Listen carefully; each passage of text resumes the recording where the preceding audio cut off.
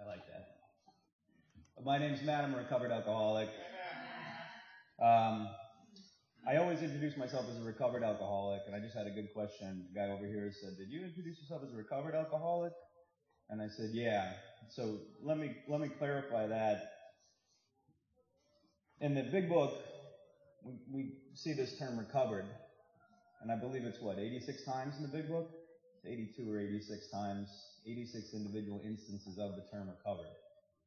So Bill and Bob and these guys keep using this term recovered, you can become recovered. And in fact, on our title page, we get this little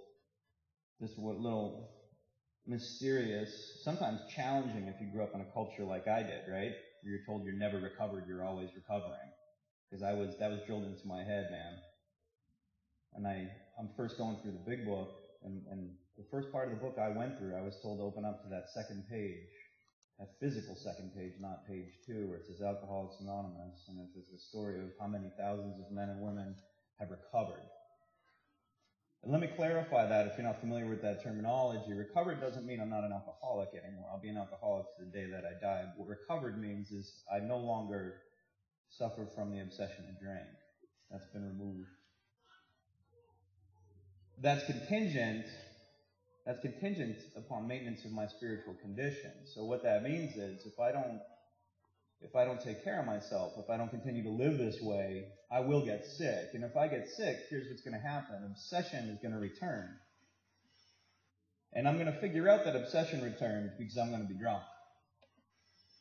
And it's after I start drinking I notice, geez, I guess I suffered from the mental obsession. Depending on how long you've been in this thing, if you let yourself get sick, you may have more momentum. Meaning if you stop taking care of yourself, if you stop taking care of your spiritual condition, you may be able to ride it out. I've seen people ride it out for 6 months, a year. I've seen people get sick and have enough momentum to coast for 2 years. But eventually they get sick. And the danger of getting spiritually sick, the danger of letting obsession return is, again, by the time you figure out you're sick enough to need to do something, you're probably too sick to do something about it.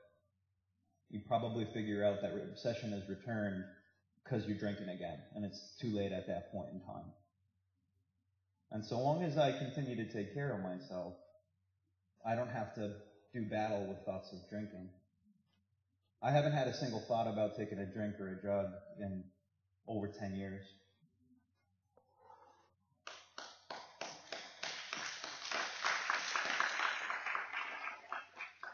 If you understand that, you probably say, yeah, it's pretty great. Like I talked about last night, right? What a gift. What a gift. Wholly incommensurate with the amount of work that we put in to get it. If that pisses you off, great, we're going to talk about inventory today. And if that challenges you, if you say, I'm not sure, if you say, yeah, I don't know, maybe he's full of shit, I don't know, right? That's okay. Maybe that resentment can be your fuel to get into some work. Because like I said last night, my motivation when I went through the book, part of it was spite. Part of the reason I did this was because the guys who introduced me to step work, part of me wanted to prove them wrong. Part of me just wanted to show them up, right? No. There's no way that you're well. There's no way that you're okay. Because that's a really horrifying idea. If it's possible to get well and I'm not well, I have to acknowledge the fact that I've lived in resentment, I've lived in fear, I've lived in sickness when I didn't have to, right? And that's a really terrifying idea to be presented with, that you've been suffering unnecessarily.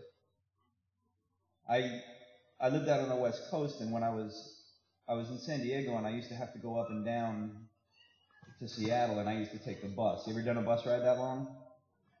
Miserable, isn't it? Greyhound. People taking their shoes off. That's not right on a public bus. And that bus ride from San Diego to Seattle, it's really long because they do layovers in like Portland, Oregon and places. And in Portland, you can't even get comfortable in the bus station because they put up metal rails to prevent you from reclining, right? And the bus ride was like $100 on Greyhound. And I remember I did that ride a half a dozen times. And if you've been on a bus for 30 hours before, you know, like, there's a certain breaking point. like a man in solitary confinement. At hour 20, you just break and lose your mind. I come back to San Diego, and a friend of mine, she says, "Why are you taking the bus?" I said, "Yeah, it's only $100. And she said, at the time there was a special, I forget what airline, I think it was Southwest or something. She goes, "You know you can fly for $99. And I went, "No, you can't." And she said, "Yeah, you can fly for $99. And I went, "Nope." And she said, "I'm telling you, I do it all the time. It's the same price." And it might have even been cheaper than a bus ticket. I think a bus ticket was $109 or something. I did not want to believe this was true. Can you see why? I did not want to believe that I had suffered countless hours on the Greyhound when I could have had like a 3-hour flight and got a free bag of peanuts. I didn't want to acknowledge it. And she goes, "Go on the internet." And I go, "Nope, I don't need to, because it's not true what you're saying." Because if that's true, then I have to acknowledge that I've been suffering unnecessarily, and there is a way out. And that's crushing.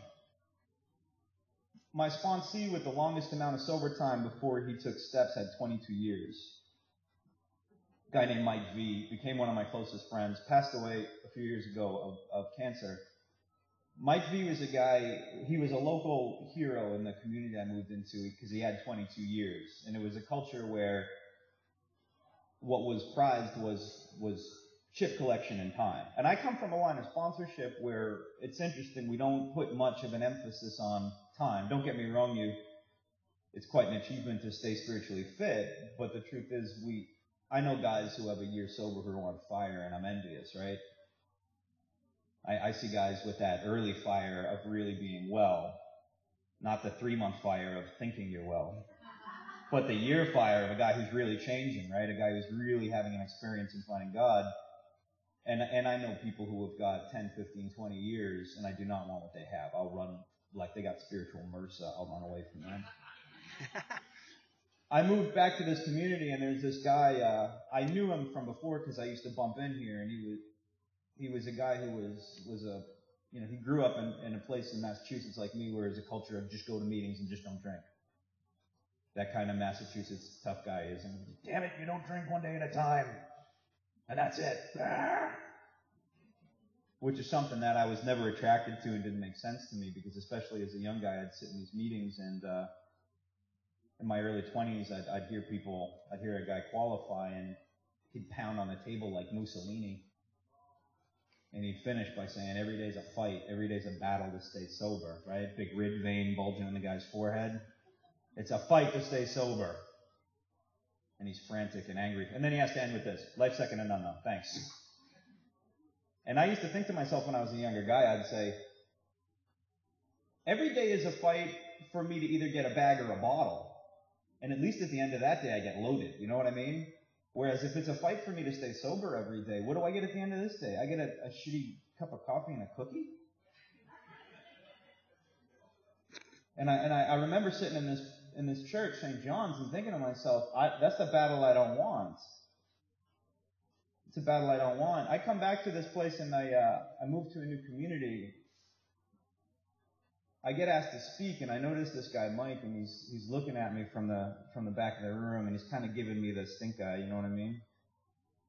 And I assume I offended him somehow, and that's okay. And about 2 nights later, I get asked to speak somewhere else, and I go somewhere else, and I see him at this one, and this time he's giving me like the crook eye, which is subtly different, right? And I see him the 3rd time in 1 week, and after this, it was a little smaller meeting, and I see this guy, and he was in bad shape. He was waiting a liver transplant, so he looked like a guy whose liver wasn't working. And he starts to kind of come over to me, and I go, "Here we go." I must have said something that offended this guy, and I've probably had every conversation that you can possibly have around something that we disagree about in AA, right? So I'm fairly prepared. And he comes up and he goes, "I talk to you for a minute." And I go, "Here we go." I said, "Sure, what's going on?" He said, "I asked you a question?" "Sure." And he goes, "You sponsor me?" Absolutely was not expecting that, right? My answer to that question, when someone asks, "Will you sponsor me?" I never say yes right away, because what I find is my idea of sponsorship tends to be different than a lot of other people's idea of sponsorship. So I gave him the stock answer that I give everyone. I say, "Well, why don't we do this? Why don't we get together? We'll have a cup of coffee at my house. I'll explain to you what sponsorship is for me, because it may be something that you're looking for something else. If you're still interested in sponsorship after I explain to you what sponsorship is for me, because what it's going to involve is we're going to sit down every day and I'm going to read a book to you. And I'm going to do a lot of talking and you're going to do a lot of listening and I'm going to show you how to do some work and I'm going to facilitate you doing that work, but that's what our relationship will be based on. I said, so we'll meet tomorrow and when I explain to you what sponsorship is for me, if you're still interested, then we can talk about it. And he said, fair enough. And then he looked at me and he goes, how long have you been sober for? And I think at the time I had 5 years or something, if that. And I said, yeah, 5 years or whatever it was. And I said, how about you? And he said, 22. He said, oh, that's a lot more than me. I ended up meeting with this guy, and he said something very telling to me. He went to 2-3 meetings a day, and he said this. He said, Matt, I haven't thought about drinking in 10 years. It only took him 12 years of constant meeting attendance to be relieved of the obsession. I would have killed myself, right? That's not the important part. The important part is this. He said, I haven't thought about drinking in all those years. He said, but I think about killing myself every day. And I'll never forget that. And the only reason this guy didn't kill himself was he was still vaguely Catholic and so superstitious. If I kill myself, I don't know if I believe in hell, but just in case. And he had 5 kids, and he didn't want to do that to his kids. And what happened to this guy eventually is that the weight of his suffering crushed his pride. The weight of his suffering got to be heavier than the weight of his pride. And he had been hearing some guys talk about a solution, but he didn't want to believe it was true because he had spent 22 years suffering unnecessarily. And when he heard some of these guys come into that community and talk that there's a way to actually be okay, he didn't want to believe that was true because you see what that would mean for this guy? He had spent a long time on a bus when he could have been flying, right? And that's a terrifying thing to think about, that I've got all this time and energy invested in something and I don't need to suffer. I can be okay. I took that guy through the work and very rarely have I seen a human being change with this much fire. He threw himself into this work with wild abandon because he didn't want to feel that way anymore. He didn't want to be sick anymore. And I saw him change radically. And here was a man who took his 3rd step really, really seriously. And I was with him. He became one of my best friends. I was with him when he got the diagnosis of lung cancer. And I've been around a lot of death, but I've never been in the room when someone's told that they're going to die. And for you guys who have been around this, you know, we are all going to die. We know that, but we don't know when, so we can pretend it's not going to happen. It's different when someone tells you you have this much time left. And he was there to get his liver checked out, and I was there when these doctors walked in the room, stone-faced. This doctor, attractive doctor, he had just been flirting with her, unsuccessfully, right? And they joked, and they ran some x-rays and some chest scans, and she came back in about an hour later, and she had a totally different look on her face, and she said, you know, Mike, here's what's going on, you got cancer. And he looked up and he said, so doc, what do we do about it? And she just looked down at the ground and he looked back at her and he said, what do we do? And she shook her head and looked back down. And then he looked at me like, all right, Yoda, give me some spiritual nugget that makes death okay. I got nothing. I've never been told that I was going to die on a certain date, so I got nothing for you. I can hang out with you, but I got nothing for you. And frankly, I felt like I needed some spiritual nugget because one of my best friends, I'm in the room and told the guy's going to die, you know. This man was tremendously impressive. He took his 3rd step really, really seriously right up until the end. And what I mean by that is right up until the end, he took personal inventory. He was invested in his children and what he could do with them and for them. And he was invested in his relationship with God. And I'll never forget it. If you've been around someone who's dying, people tend to talk to them about death way too much. And I didn't talk to him much about death because he was dying. We knew that. So I didn't treat him like a dying guy. I treated him like my buddy. You know what I mean? But other people who meant well, they would come by with 18 books on death and freak the guy out. Hallmark cards, so you're dying. You know what I mean? And I remember I'm in Portland, Maine. This guy's in Plymouth, New Hampshire. And I talked to him that morning. He was doing well. And I get a call later on that afternoon, and he's in a panic. And these people came by, and they brought him a bunch of books on dying, and he was all up in his head. And his kids, that were the light of his life, his kids were supposed to come by, and he couldn't be present for his kids because now he's just fixated on his death. And he talks to me, and I say, Mike, listen. Yeah. I said, you're dying. I said, yeah. I said, I know it. You know it. I said, frankly, it's getting a bit boring. And I don't have much time to sit on the phone with you and hear you complain about death. I said, you're distracting me. I'm dry. I could be dead before this phone call's over. I could die before you because you're calling me bitching about having cancer. So write some damn inventory. Call me back with inventory. Or don't call me back at all. And there was silence for about 20 seconds, and it's one of my favorite memories of this guy. After 20 seconds, he goes like this. He goes, I love you, man. And I said, I love you too. Stop complaining and call me back when you take some ownership of your fear. And I get a call back about 20 minutes later with a little piece of fear inventory, and this guy owned his selfishness and his fear, right? My children are going to come here. His youngest kid was 5 at the time, and what they're going to see is they're not going to see their father who loves them and is present for them. You know what they're going to see? They're going to see a crying man, and what this is going to fill them with is a sense of dread and fear. And what it's going to teach them is that death is something you need to fear your whole life. And that's pretty selfish. And he took ownership of that. This is mine to own, and right now is not the time to dwell on it. Right now is the time to be present for my children. And he read that, and I said, go do a little prayer and enjoy your weekend with your kids. Remember what your job is. Your job is to be a father, not to be fathered by your children. He goes, I love you. I said, you said it already. Hang on. That was tremendously impressive for me. That's a man who honored his third step and carried it through to the very end. And he would be the first person to tell you, people would ask him, like, are you afraid? Are you okay? Are you ready? Do you have God in your life for you? He'd say, I'm not ready at all. Are you kidding me? It's a relatively young guy. He'd be the first one to tell you, yeah, I'm not full of shit. I don't want to die. I'm pissed. But he did what he needed to do right up until the end. That impressed me. And in the end, he asked me and one of his exes. He had 3 X's. What he got for 22 years, by the way, he got a little piece of metal that said, it had 2 X's and 2 I's, plus he got 3 X's. And a lot of anger. Until he got well. He asked me and one of his exes to do hospice care for him, one of the greatest honors in my life.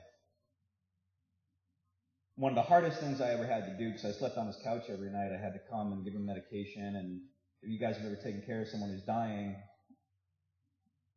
there's a bunch of mundane stuff you wouldn't think of. You've got to wipe his eye boogies out. You got to wipe his nose, and he's your friend, so he's got some spit on his face. You want him to keep his dignity, right? And when he's dirty, you clean him, and you make sure he's comfortable. He lost consciousness. And this was hard for me because I really loved this man. I still do. And it was hard for me because I'm sleeping on the couch while my buddy that I really loved was dying in the next room. And, I got these great memories. He's a big Springsteen fan, and I really don't like Springsteen, but I have satellite radio in my car. And we would go for drives, and he'd go, hey, put on that Springsteen station. And I'd go, Mike, I don't. And he'd go, come on, I got cancer, man. Come on. Really? You're going to parlay cancer into Springsteen satellite radio? I got cancer. You're not going to let me listen to Springsteen? I finally put on the Springsteen. Funny guy. I loved him. And I'm in a lot of pain because I'm on the couch while my buddy dies in the next room, One of the greatest honors of my life was that this man asked me to take care of him. He wanted to die not in a cold hospital room. He wanted to die in his home surrounded by his children. And I'll tell you, I've been around a lot of death. I've been around a lot of bad death. This was a good death. That's the kind of death I want. I want to die clean with my family, with God, with myself. I want to die clean with my enemies. I want to die knowing that I honored my third step right up to the end and I did what I said I was going to do.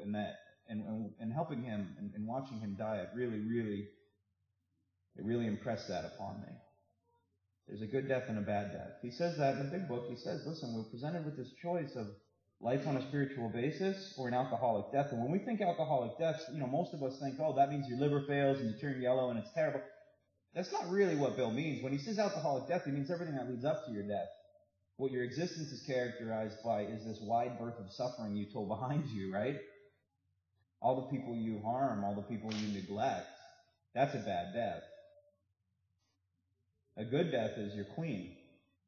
You're clean and you're ready to go. You may not want to go, but you're ready to go, and you know you're all right.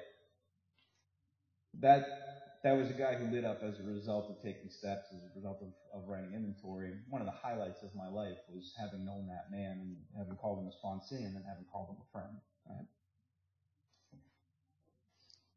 What we're going to talk about today is this inventory, is this house clean. So we talked about 1, 2, and 3 last night. We talked about first step, personal powerlessness. Tricky term, powerlessness, and by the way, it doesn't do us much good with the non-alcoholic world. Have you guys noticed that? Because the misinterpretation of powerlessness out there, and you've probably heard people talk about it in meetings, is at first blush it looks like a cop-out. It looks like a bunch of alkies saying, powerless, can't blame me, right? That's why the word disease sometimes in the outside world, it doesn't do us much good sometimes when it's taken out of context. Interesting thing about the big book, you guys notice the word disease, I don't see it. You see malady, you see illness. You don't see disease very much in this book. You notice that? Powerlessness doesn't mean that we're not responsible. It doesn't mean that we're not accountable. And that confused me my first time going through the book, because the book kind of keeps hitting you with this idea of powerlessness, right? You get hit with the right of powerlessness, but then there's no denying there's this theme in the big book of responsibility and accountability. So you get hit with the left of responsibility, and it seems paradoxical. And when I first went through the book, I had that question. Wait a minute, how am I responsible? How am I accountable if I'm also powerless? And I didn't ask this question because I don't like people to think that there are things that I don't know. I mean, in general, I don't want anyone to think that there's something I don't know or don't understand, right? So I kind of struggled with that. Is it possible to be both powerless and responsible? Absolutely. The kind of powerlessness we're talking about in the first step, what it means is I need help. I can't do this. It's beating me. We're responsible because we keep ourselves sick. We make these little choices all day long that keep us sick or get us well, and we're responsible for that. Think about a guy who is physically unhealthy, goes to see his doctor, right? And the doctor says, your cholesterol's through the roof, your blood pressure's through the roof, right? You need to lose some weight for health reasons. I'm really worried about, you're in bad shape. I'm surprised you didn't die walking up the 3 steps to my office. You're in that bad of shape, right? And the doctor even says this, take it further. Imagine the doctor says, you may have even done irreversible damage to your heart. And then pan over to this patient that he's talking to, and this guy is smoking an unfiltered Lucky Strike in the doctor's office. He's got like 3 buckets of KFC, and he's eating ice cream. And he goes like this, why me? And the doctor goes, really? Is that a serious question? Listen, I've been telling you for years you need to clean up your diet. I've been telling you for years you need to quit smoking. I've been telling you for years you need to get some exercise, and you didn't do any of those things. And imagine the patient looks back at the doctor and he goes, why are you being mean to me? I can't just wish these health problems away. If I could will away my heart disease right now, I would. And the doctor goes, I'm not suggesting that you could wish it away. But I am telling you, you're responsible for your current state of affairs. Because you've been making bad health decisions day after day after day. And it'd be great if you could wish away your heart disease, but I'm sorry, pal, you're powerless over that now. You're still responsible because you continue to smoke, you continue to eat unhealthy, you continue to be sedentary. We keep ourselves sick because we make these decisions based on comfort all day long. We make selfish decisions and they get us sick. And I'm powerless at that point. I just can't wish it away. I can't wish away obsession. I can't wish away spiritual malady, but I'm still responsible because I got myself there. If we were to take a walk through the woods, me and Pete hiking through the woods, right? And it's getting dark, and we got to go uphill. I know this section of the woods, Pete doesn't. And Pete says, oh, Matty, let's go downhill, man. Let's let gravity be our friend. And I say, I know it looks easier to go that way, Pete, but there's a cliff, and it's a blind cliff. You can't see it. I know these woods. I don't even really know where it is. All of a sudden, you're just going to fall, so we got to go uphill. And Pete looks uphill, and he goes, there's thorns, and there's bold, and I think I see a bear. And man, it's so steep. And I say, Pete, I know that going uphill looks hard, and it is. It's going to take more energy from us, right? It's going to take some time. We're going to have to pause and plan a route. I know going downhill looks easier, but I'm telling you, eventually you're going to hit this blind cliff and you're going to fall. And Pete looks down and he goes, wow, that looks so much more comfortable. And so Pete makes a choice to start walking downhill, and he takes one step downhill, one step downhill, one step downhill, and eventually what happens? Well, he hits that blind cliff and he falls.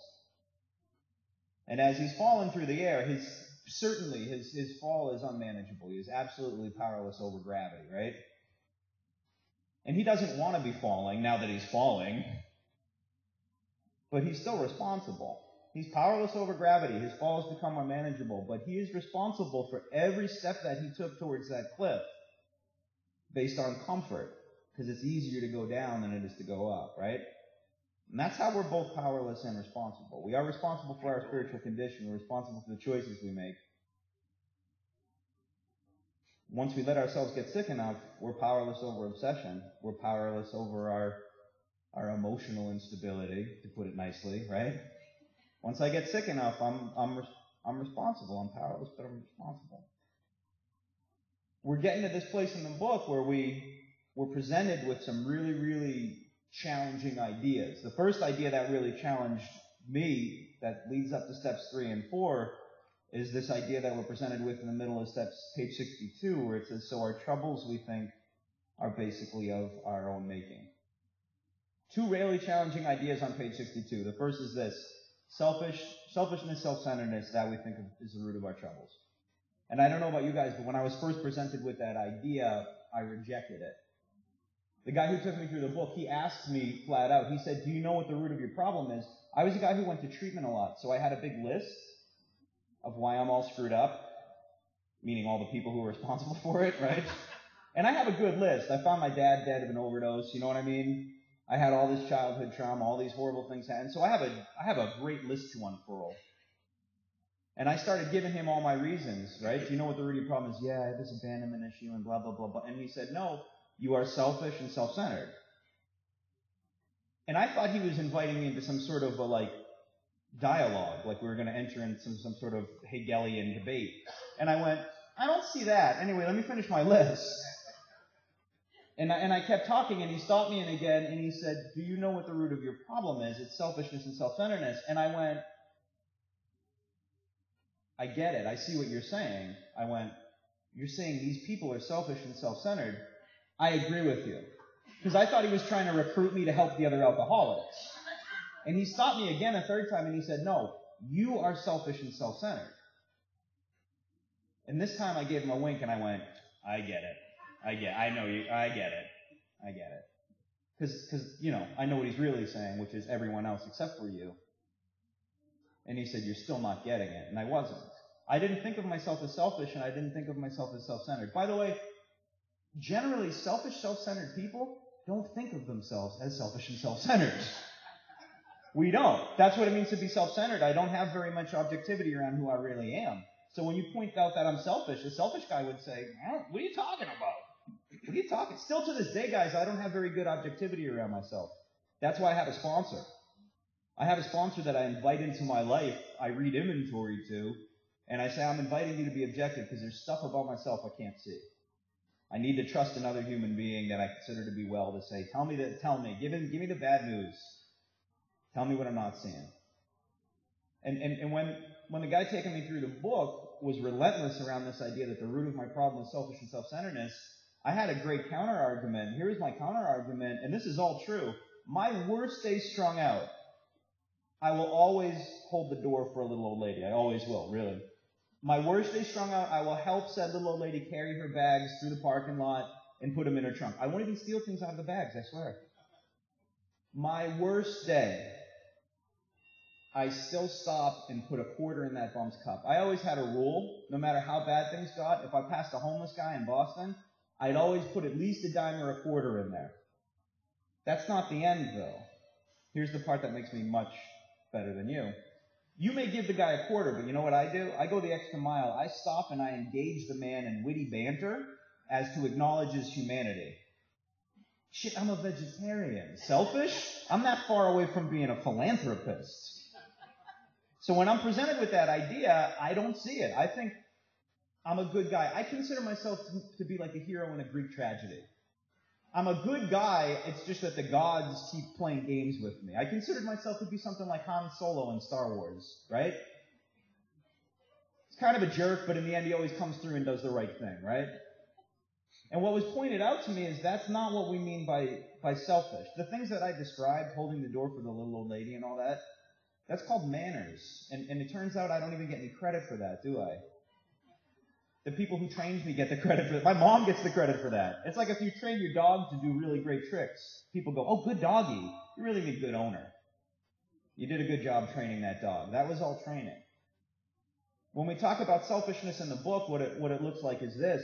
At any given moment, what I care about more than anything in the universe is how I feel. My comfort. I'm preoccupied with how I feel and making myself feel better. And don't get me wrong, if I can get what I want and feel better, and it's conducive to you doing whatever you want, that's terrific, because then you won't bother me. But if you come between me and my ease and comfort, I will steamroll you.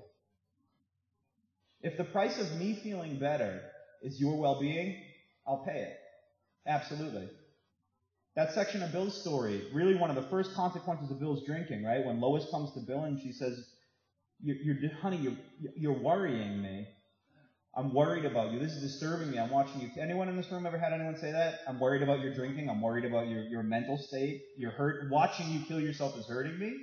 The first person to ever leave my life and not come back, that's why she left. And Bill has this beautiful line of alcoholic bullshit to Lois. He goes, oh, honey, Lois says, Bill, you're hurting me. And essentially Bill goes, oh, honey, you don't know how you feel. And you're just not smart enough to get it. You need to understand I'm a genius and I'm special and I'm different. And you're just not getting it, right? That's brilliant. The first woman to leave my life in my early 20s, my girlfriend that I lived with, I came home one night to this really horrifying situation. I came home to the worst sentence in the English language. Do you know what it is? We need to talk. Right? Coming from a man or a woman, depending on who you are, I'd rather hear like the house is on fire or like anything. Sorry, it's plague. Like anything is better than we need to talk. And I sat down with her, and what she told me is, you promised me you were going to get better, and you're not doing anything. And I lied to her, and I lied to myself, like Bill does to Lois. If Bill was honest with both himself and with Lois, what he would have said was this. Here's the deal, honey. I care more about how I feel than about how you feel. And if me feeling better comes at the price of your anxiety, your mental, so be it. If that's not selfish, I don't know what selfishness is. To me, that is the most fundamental kind of alcoholic selfishness. I just care more about ease and comfort than I do anything else. And when we talk about self-centeredness, what we're talking about is I'm way too in tune with how I feel. I'm preoccupied with my internal state. I'm preoccupied with my own comfort.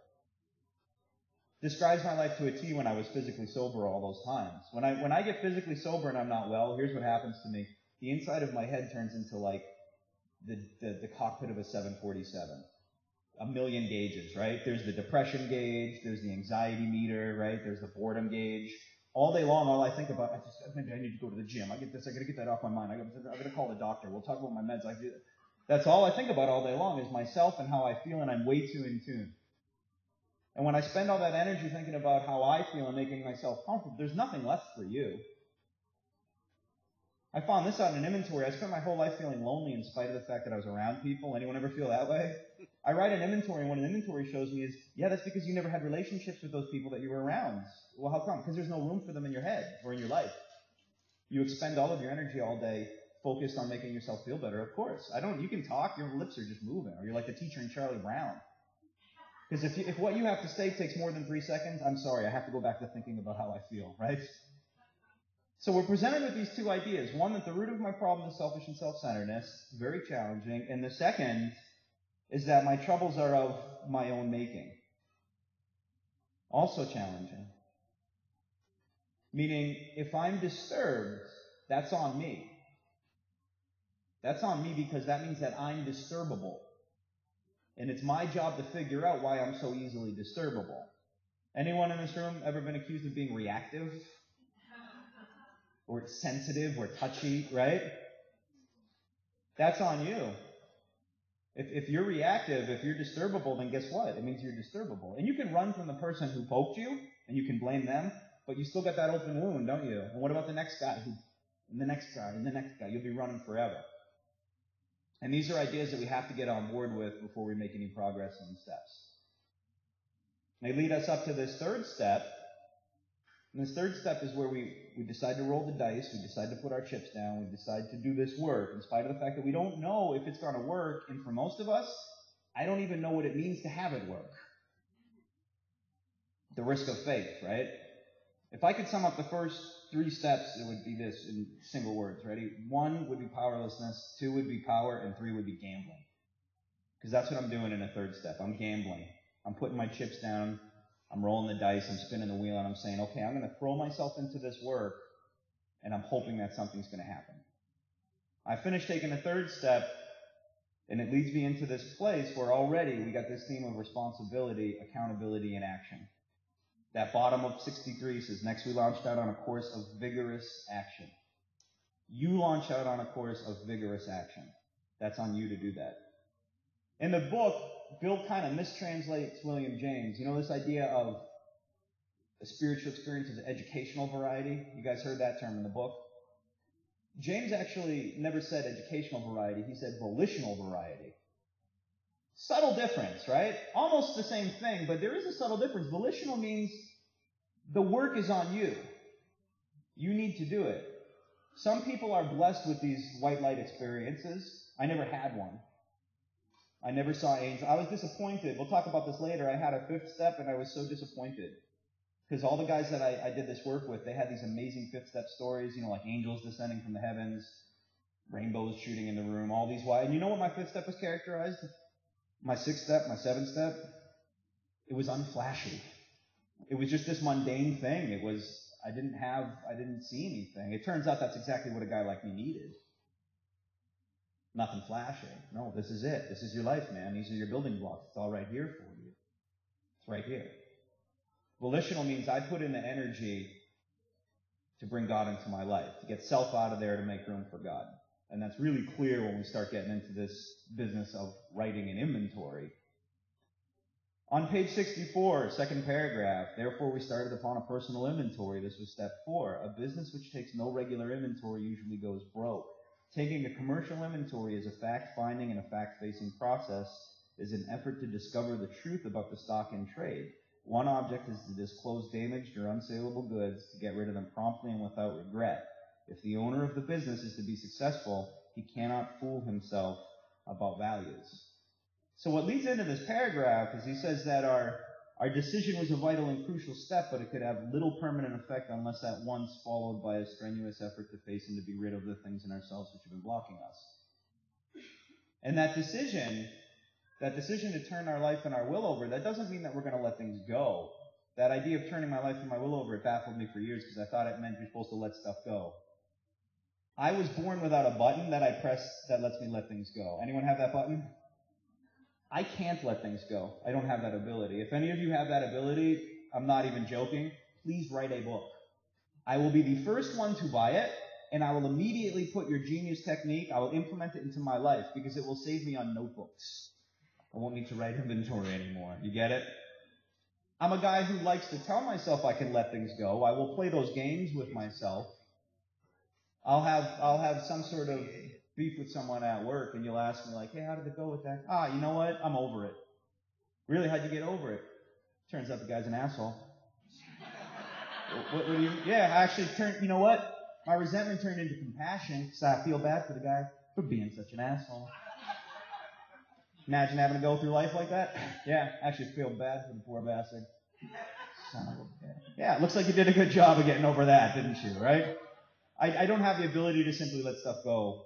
I have the ability to lie to myself about letting stuff go, which is like throwing trash in your backyard and then just closing the kitchen window and pretending it's not there. But that's not the same thing, is it? So for years I'm baffled as to what it means to turn my will and my life over because no one gave me instructions on that. And pay attention, if you're confused by that, if no one gives you instructions on how to turn your life and your will over, it's a fluffy bunny saying, isn't it? And luckily, we've got this wonderful book that actually functions as an instruction book, and it gives us really detailed instructions on what it means to turn your life and your will over. And this first instruction after the third step, he says, your decision was really good, but now you've got to take some action, because a decision on its own, it doesn't represent action. A big part of what I did in the third step was I decided to jettison my old plan, right? I have this script. I have this way of getting through life. It's not working. It clearly wasn't working. When I do step workshops, I ask people, I tend to work with a lot of guys. I use guys unisex, by the way, if you haven't figured that out. So I mean women too. In their 20s, and I work with a lot of guys who are jail guys or prison guys. So tough guys, tattoos all up their faces, big Boston guy. Yeah, exactly. And they're all prideful. They don't want to admit that they need help. And so we get into this, and I say, was your old plan on life, was it working? Wasn't that bad?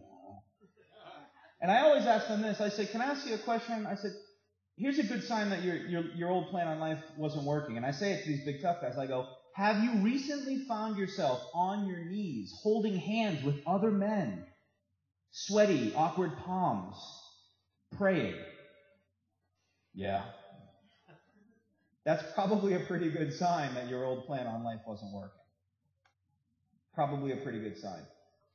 And so what we're doing in the third step is we're saying my old plan has not been working. I'm going to throw it away. And I'm going to adopt this new plan, the 12 steps. I'm going to try it on, and I'm going to see if I get better results. But what he cautions us about in the book is this. He says, but there's this important step you got to take. You got to kind of reverse engineer your old plan. You have to take a look at your old plan in depth.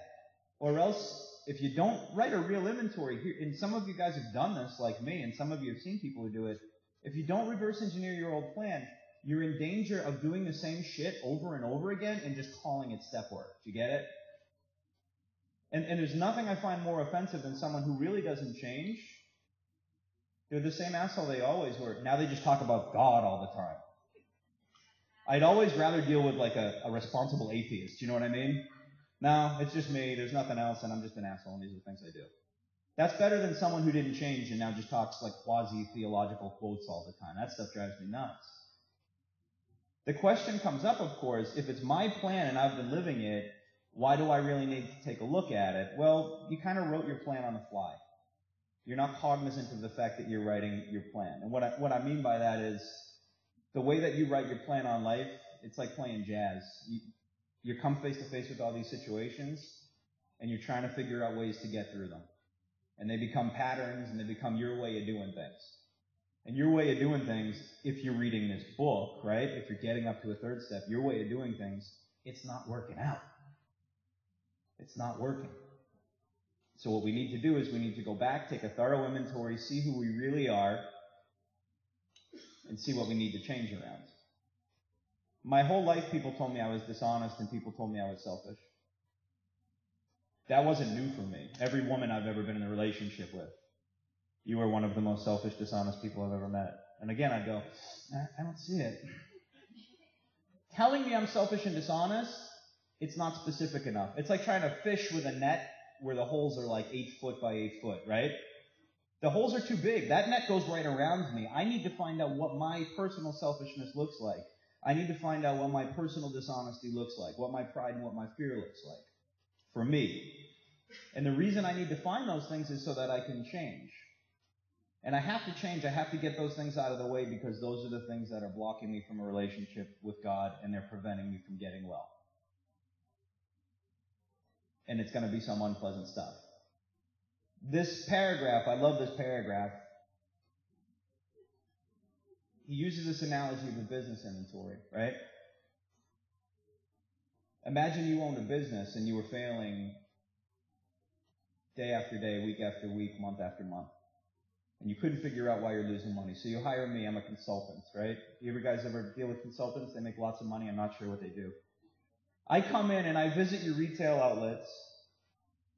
I go to your warehouses, I talk to your salespeople, right? And I think I figure out what's wrong. I come back and I talk to you and I say, I think I figured out what's wrong. And you go, what is it? I say, well, I went to your retail stores. They're really nice. They're clean. You got lots of stuff. Yep.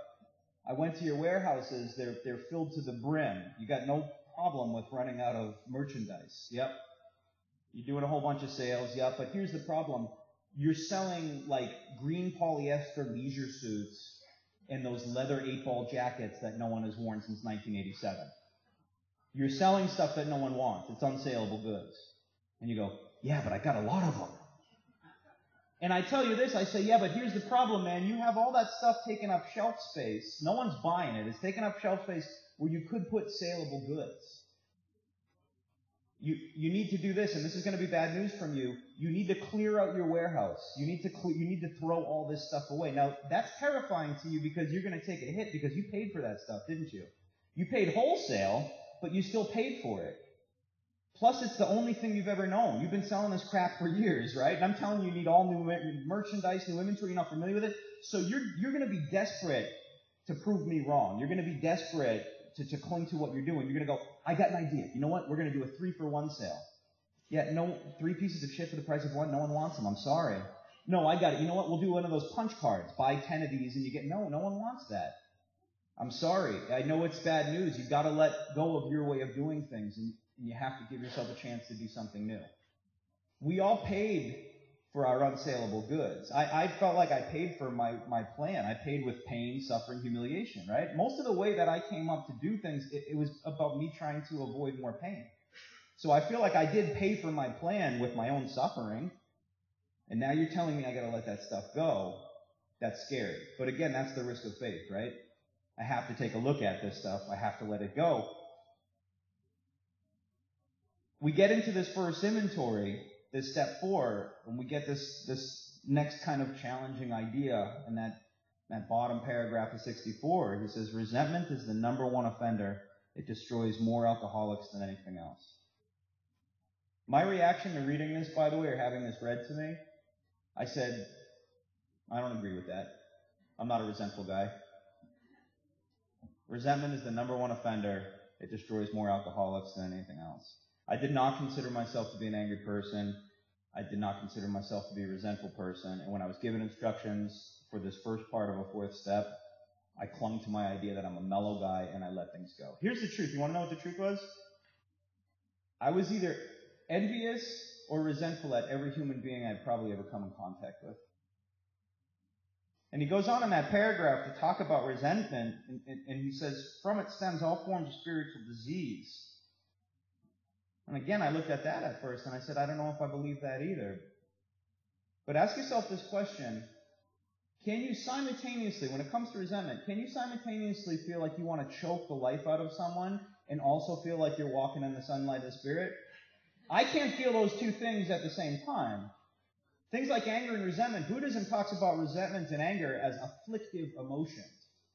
They're afflictions. They're like sicknesses, right? And St. Francis talked about them as sickness too. They're things that shut the channel. When I get angry, by definition, I'm disturbed, which means I'm not at peace, which means I'm not okay. It keeps me blocked off. It shuts me off. And he goes on in that paragraph, and he gives us another little beautiful, elegant sentence that tells us how the whole program works, by the way. Check this out. He says, when the spiritual malady is overcome, when we get spiritually fit, we straighten out mentally, we are relieved of obsession, and then physically comes for free. Because if I don't suffer from obsession, I never take the first drink, which means I don't have to worry about phenomenon of craving and allergy anymore. You get it? It's lovely, isn't it? I put 0% of my daily effort into not picking up. I put 0% of my daily energy into not picking up a drink. You want to know why? It's not a problem I have.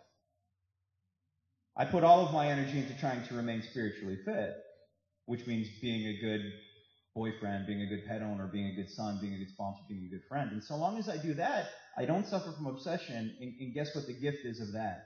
I don't have to worry about drinking anymore. It's nice, isn't it? Wow. For most of my life, it wasn't that way.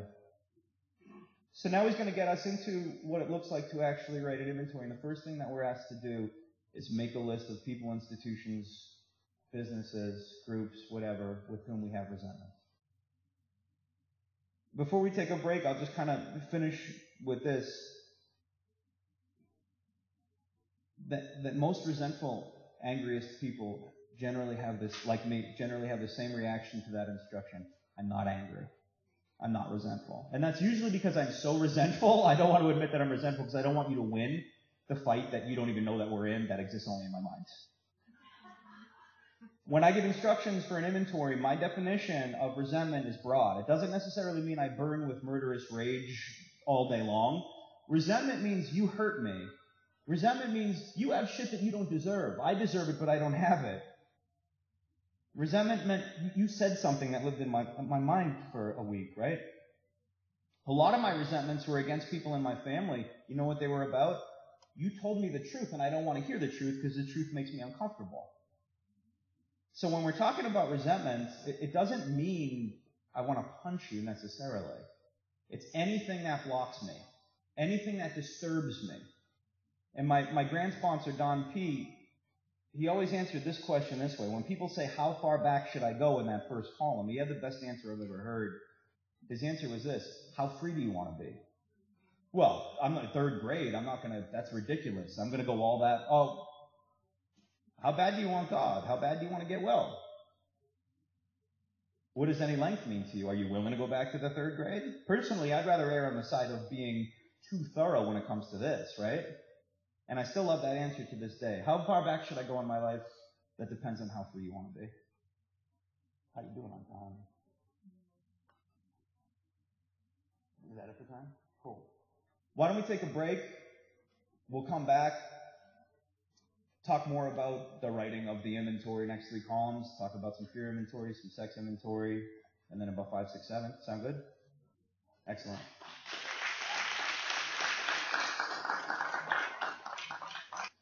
Matt H. from New Hampshire. He did a great job this morning already of talking about kind of the first 3 steps and the 4th step, and he's going to continue on. So please give him a round of applause.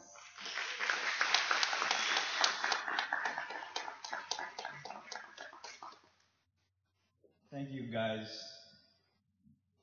So I'll just jump back into kind of where we left off, talking about that first column and the challenges of the first column. The challenges for me personally, acknowledging that I was in fact resentful, that I did have resentment. That was tough because I was leveling my pride. Certain people I did not want to put on my first column. And again, this really alcoholic thing where I feel like acknowledging the fact that you got to me means that you won. And again, this is pretty crazy because in most cases, you don't even know we're in a fight.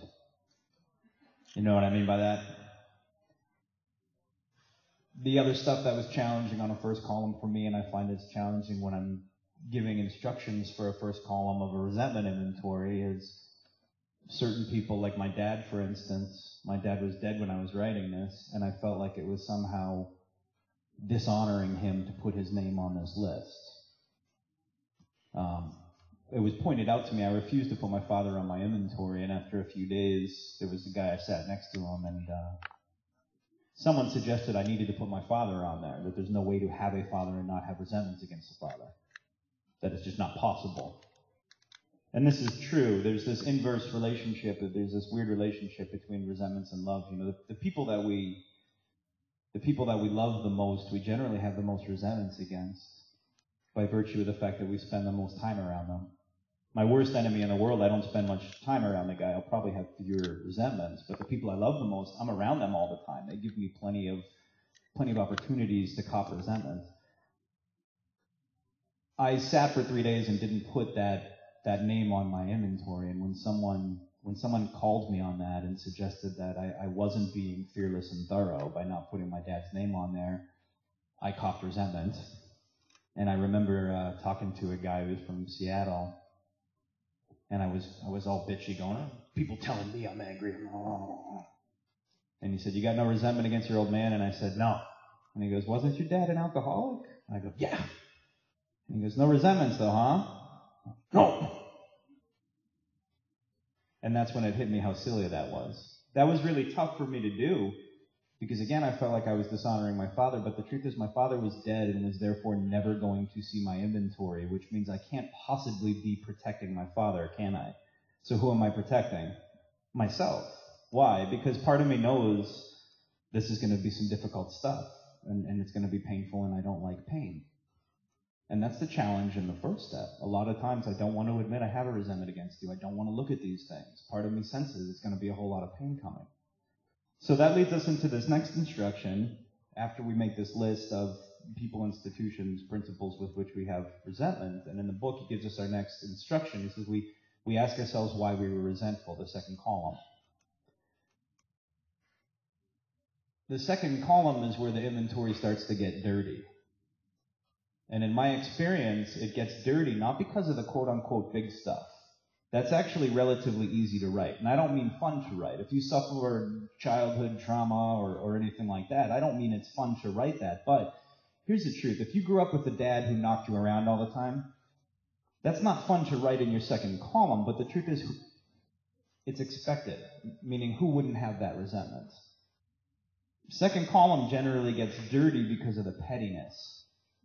It's the petty stuff in my second column that's dirty. It's the petty stuff that's harder to write. And it's harder to write because my ego is trying to convince me that the petty stuff doesn't bother me. It just doesn't bother me. I'm well above that stuff. I have ridiculous stuff in my first column like apartheid. Let me tell you why that's ridiculous. I don't give a shit. I put it in my first column because I was thinking about the people who would help me with inventory and how I could impress them. It's like self-seeking wrapped in self-seeking, isn't it? And part of it was also to convince myself that I'm a really worldly, cosmopolitan guy, and I care about such things. It's funny, I was so full of shit that it infected my whole inventory, right? The tough stuff for me to write in the second column, we were just sitting at this table earlier, and who had the six-pack shirt? The six-pack shirt, right? So that shirt with the six-pack imprinted on it. I had a buddy on my fourth step. Great guy, non-alky, terrific guy. One of those guys who's just honest right out of the womb. You know those people? I hate them.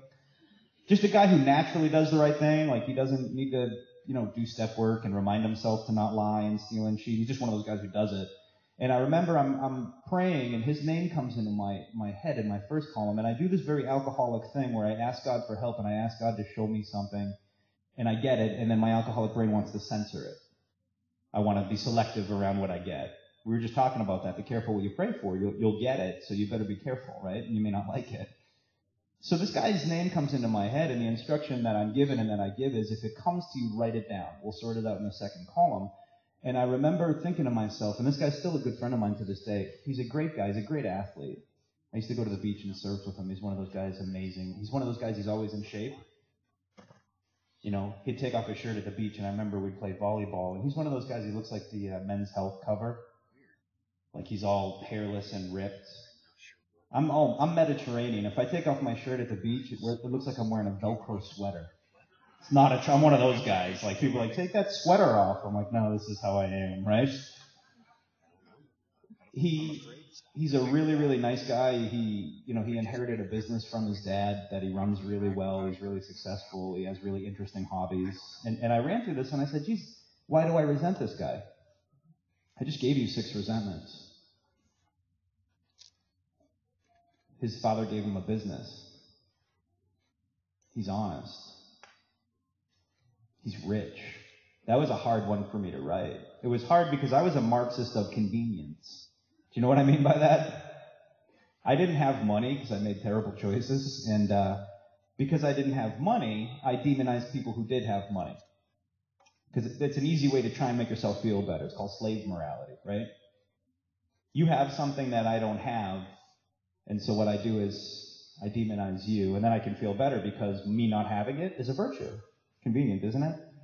And so I used to spout all this rhetoric about how rich people are doing, and maybe that's true, I don't know, but I was full of shit. I said it to try and make myself feel better. So when I had to write down on my second column, I resent this guy because he's rich, that was really hard for me to do because what I had to admit to myself in writing that is I am full of shit. And all the quasi-political bullshit that I spew, it's nonsense designed to make me feel better. And the truth is, if you offered me a check for $1 million, guess what? I would take it. We'll see how much of a Marxist I am when you offer me cash, right? The next one I had to write against this guy was this. Check this out, ready? That's why the shirt made me think of this. He has a 6-pack. That's tough to write. Because again, what does my ego want to say? I'm above such petty resentment. Whatever, good for him. But I'm lying to myself. It does bother me. I wish I looked like him. I wish I was in shape like him, right? And of course, what's my ego saying? Matt, you don't care about that stuff. You don't care about that, but I do. It bothers me. And that's what's tough to write the petty resentment because it's dirty. I'd like to think I'm like Obi-Wan Kenobi. I've ascended such petty human resentments, right? But you want to know the truth, everything bothers me. And so I have to write down he's rich. I have to write down he has a 4-car garage. This is some dirty, petty stuff. I want to write it off, but I can't. My instruction in the second column for people is to be really, really specific and to avoid character defects and opinions. And what do I mean by that? Well, I see this all the time with inventory. Someone will write Bob. They'll go to their second column. What's your resentment? A. He's arrogant. That's not a resentment, that's an opinion. And that's an opinion based on 10 things Bob has said or done. Those 10 things, those are your resentments. And so when I'm working with people in inventory and I see something like, Tina, bitch, I engage them in a pretend argument and I say this. I say, okay, that may be true, that may not be true, but that's irrelevant. That's your opinion. Imagine you said to me, Tina's a real bitch, and I said to you, no, you know what? I think she's a sweetheart. What would you say to me to get me on your side? What would you say to get me to agree with you? Well, you know what? She was supposed to help me move 2 months ago, and at the last minute she backed out. She said her back hurt, and it turns out I found out she ended up going to the movies and blah, blah. Okay, but that's just one thing. What else? Oh, let me tell you this. She came to console me when my husband left, and then I found out afterwards she talked a bunch of shit to me and said that she saw it coming because I did this. Okay, yeah, that's pretty bad. What else? The 5, 6, 7 things that you would tell me about her that led you to believe that she's not nice, those are your resentments. What we're looking for is the premises and not the conclusion of the argument. It's easier to write something like Bob arrogant, isn't it? Because that puts it back on him. And in fact, I had a guy on my inventory, I put arrogant on there, and I realized that's me throwing him under the bus. It's easy to write arrogant, and when I had to break that down and really write resentments, it was really uncomfortable, because you know what I came up with? He's really smart. That's tougher, because what I have to acknowledge is I resent him because he's smart. He's smarter than me, and that makes me uncomfortable. That intimidates me. I had to write the second one on him, which is this. He doesn't laugh at my jokes. That makes me uncomfortable, because I use humor to control situations. Do you know what I mean? I can make people laugh, and that gives me some control. And this guy he's one of those guys I make a joke, and he goes, yeah. Well, guess what? He takes power away from me. But again, see how much easier it is to call him arrogant? Because arrogant puts it on him, whereas doesn't laugh on my jokes. Ooh, that's really tough for me to be honest about. He's confident. I don't want to admit to myself that I resent this guy because he's confident, but that's the truth. He's confident. You see how uncomfortable that is? I had this profound experience writing a 4th step. I experienced nausea. I wanted to vomit on my little notebook. That's a good sign. When I look at these wormy, petty things in my second column and they make me uncomfortable, it's good, because the deepest part of me, my true self, whatever you want to, my soul, whatever name you like, is recognizing this isn't who I want to be. This is not who we're supposed to be. So when you see things in that inventory that make you go, good. I'm going to tell you a real big problem. You got a real big problem if you look at your inventory and you go, yeah, that's bad. That's not good. That's narcissism, right?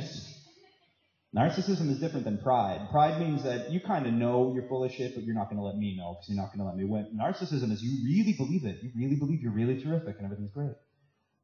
I was very uncomfortable seeing what was in there, and that was a good sign, because the deepest part of me was saying, that's not who I'm supposed to be, right? I don't want to be the guy I see in this notebook. I want to be a better guy. And if you really want to change, that's great, but the first thing you got to acknowledge is that you need to change. If I want to get better, I have to acknowledge that I'm sick. We finished that second column. He says, why did these things burn us up? Why did they cause resentment? Well, wasn't it because some part of self was interfered with?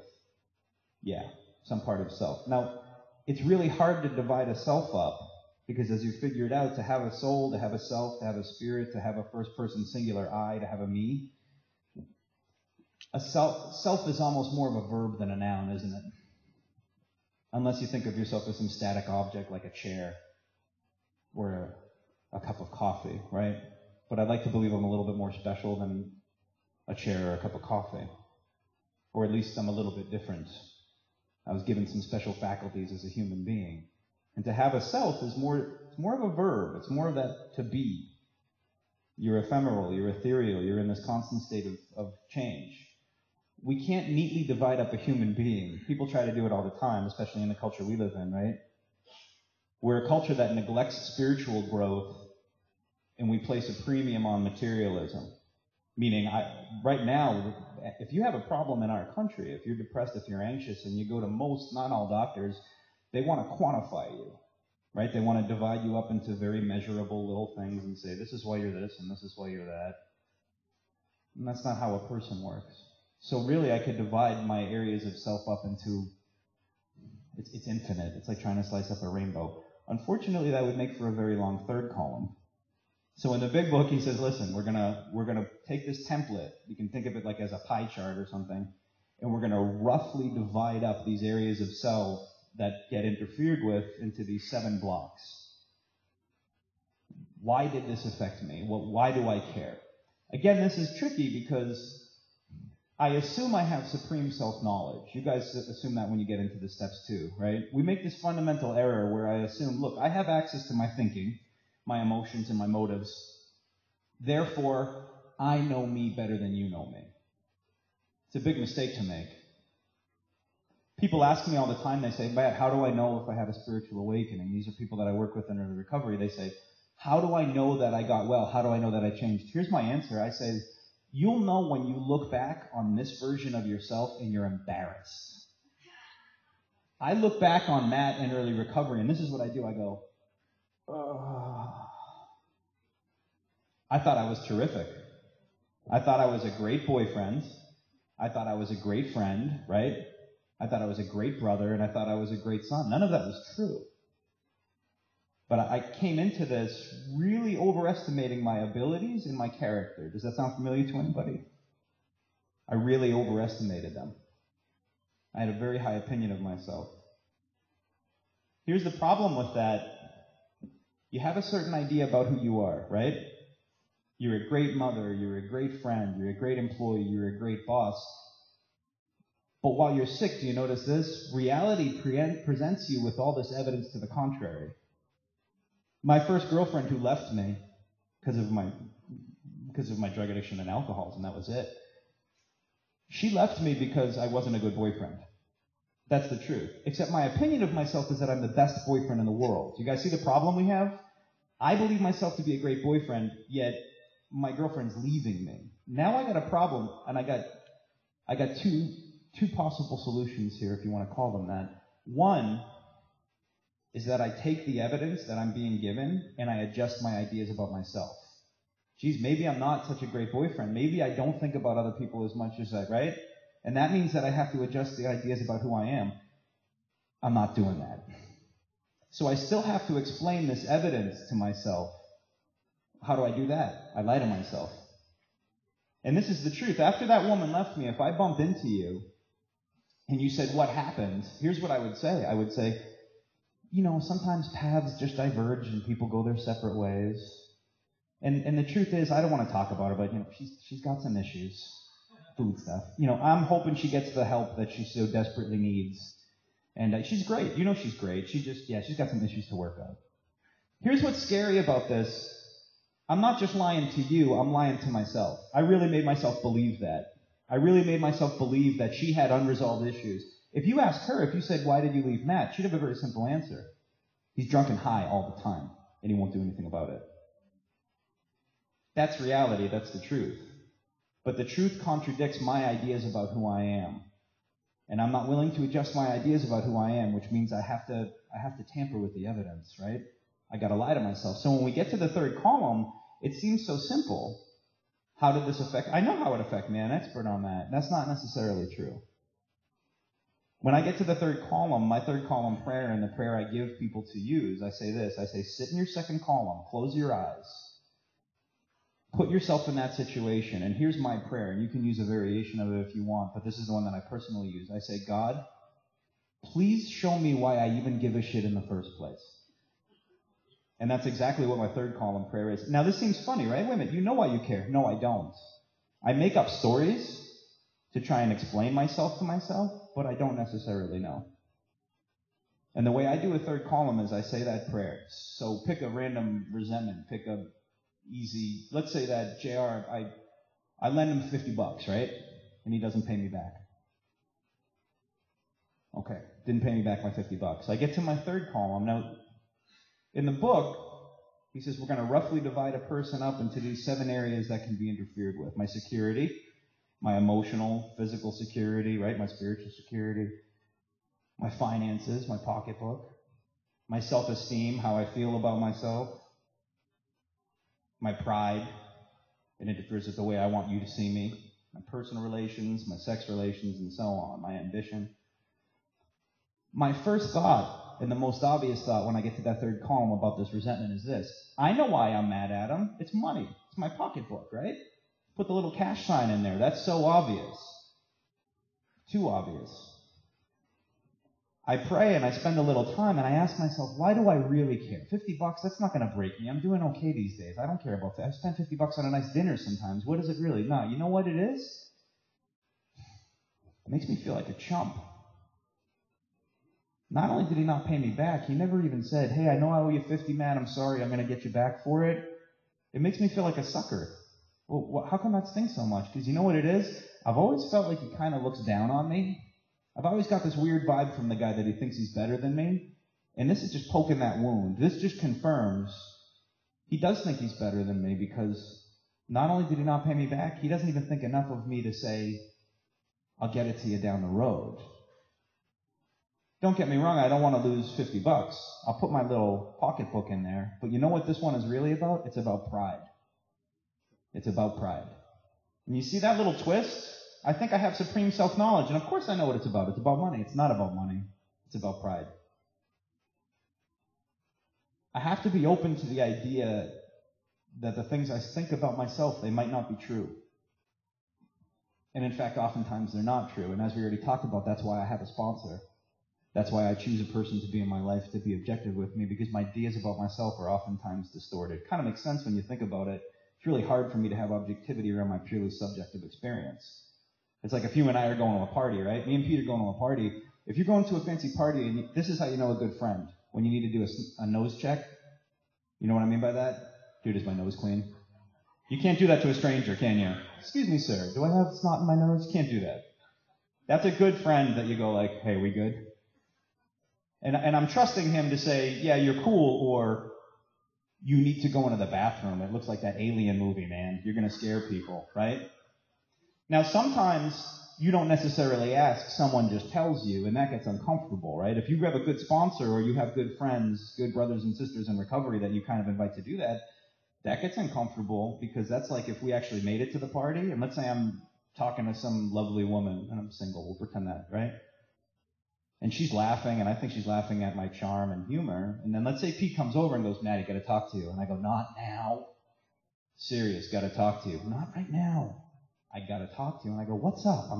She thinks I'm hilarious. And he goes, she doesn't think you're hilarious, man. You got something in your nose. It's terrible. I can assure you she's laughing at you, but not at your jokes. My first instinct is to do what? It's to put my fists up and deny it, right? I don't want to believe that to be true. You know what? So I make up a lie. You just want to talk to her, Pete. That's why you're screwing with me. You want to get me in the bathroom so you can step in. You want to get in there. And he goes, I'm trying to be your buddy. I'm trying to be your friend. I know I'm just trying to save you from this awful, awful thing that's going to happen. Nope. You're saying that because you're mean? You're saying it because you want to talk to her. Maddie, I'm telling you. I'm trying to be your friend. I have 2 options here. One is I can refuse to believe it's true. 2 is I can at least explore it. Someone brought me something, it's uncomfortable, but I can at least be open to saying, wow, what if that is true? Because here's the consequence. If that's true and I ignore it, that's going to be embarrassing, right? And if I do go in the bathroom and I go, oh my God, I look like an idiot, at least I get a tissue. And yeah, you know what? Maybe that girl thinks I'm an idiot, but at least the rest of the night I don't walk around having something in my nose. You get it? We have people present us, or we present ourselves in the inventory with something that makes us uncomfortable, something we don't want to know about ourselves, and we have 2 options. One, we can deny it. Nope. But here's the possible consequence of that. Maybe it's true, and you never look at it, and it keeps you sick, and you don't even know what it is that's keeping you sick. You ever been bewildered for days, weeks, or months with some sort of malaise, anxiety, depression, irritability? And you look at your life and you go, geez, I sponsor 19 people. I go to 6 meetings a week, right? I read some spiritual literature this morning. I'm punching the step time clock. You know what I mean? What is it? Anyone ever been puzzled by that?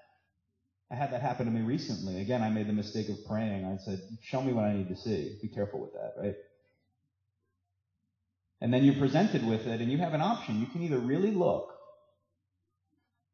and maybe it's true. Maybe someone gives you some truth, and you say, wow, I have to at least be open to the idea that that's possibly true. Okay. Kind of a downer. I thought I was a different person than that. I didn't realize I hurt you. I didn't realize that I thought I was being a good friend. It didn't occur to me that every time I call, I talk about myself. Thank you for calling me on that. I don't want to be that guy. I don't want to be the guy whose call you reject because you're like, hey, he's looking for free therapy again, right? Wow, that was really uncomfortable, but I'm glad you showed me that because now I can fix it. Just like if I go in the bathroom, I'm embarrassed, but guess what? At least the rest of the night's not a wash, you see? So I get to that third column and I need to be real honest with myself about what it is that I care about, because sometimes it's less than noble, huh? I tell people in the third column of resentment inventory, don't make yourself crazy about getting overly technical about having the perfect combination of what areas of self, or I see people lose their mind over this. It's like a recipe. Well, I need a touch of personal relations, and then there's 2 parts of pride, but I don't know. Should I put security in here if I go, don't worry. It's not like ordering from one of those Chinese menus where you pick the lunch. The most important part about a third column is that you spend some time sitting in the resentment, you ask God to show you why you really care, and then you're willing to be honest with yourself about why you really care. And then we roll into this really important part, this really, really important part, the most important part of a resentment inventory, where we have an abundance of instruction. You know, he gives us the first 3 columns on page 65, and then he gives us a couple of pages on how we write a 4th column.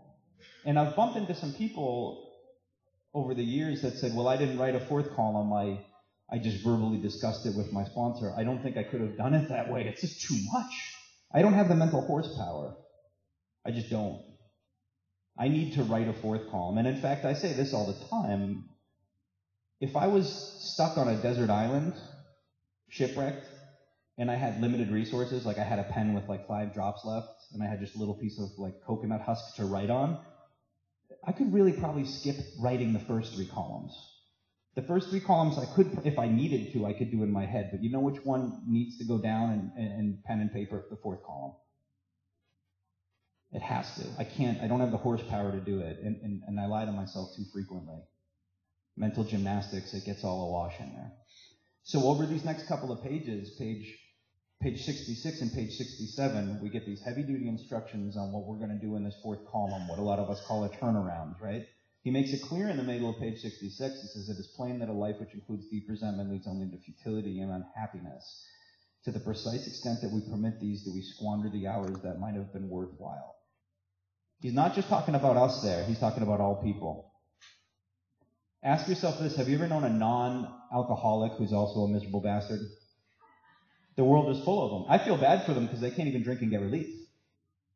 They can't even get loaded every now and again and get a little bit of oblivion and relief, right? He says that living in resentment is squandering the precious time you have here. It's like living in a hell of your own making. And again, the language sounds so extreme that at first you want to go, it's just marketing. He's just laying it on thick to make a point. He's not. Let me ask you this question. When was the last time that you caught the resentment against someone? Possibly this morning. Jesus guy talks a lot, right? Last night, we're at an AA event. Someone give you some unsolicited advice? Someone just showed me a great quote that said, I'm going to mangle it, but it said, if you fail to succeed, don't worry, because a lot of other people who failed will be happy to give you advice on their failures as well, right? Think about the last time someone made some little barbed remark or did something to you that got in your head. Now ask yourself this. How long did you fantasize about your comeback? How long did you play this game where you went through all the possible permutations of what you were going to say? And if she says this, I'm going to say this. But if she goes in this direction, you know what? I'm going to tell her this.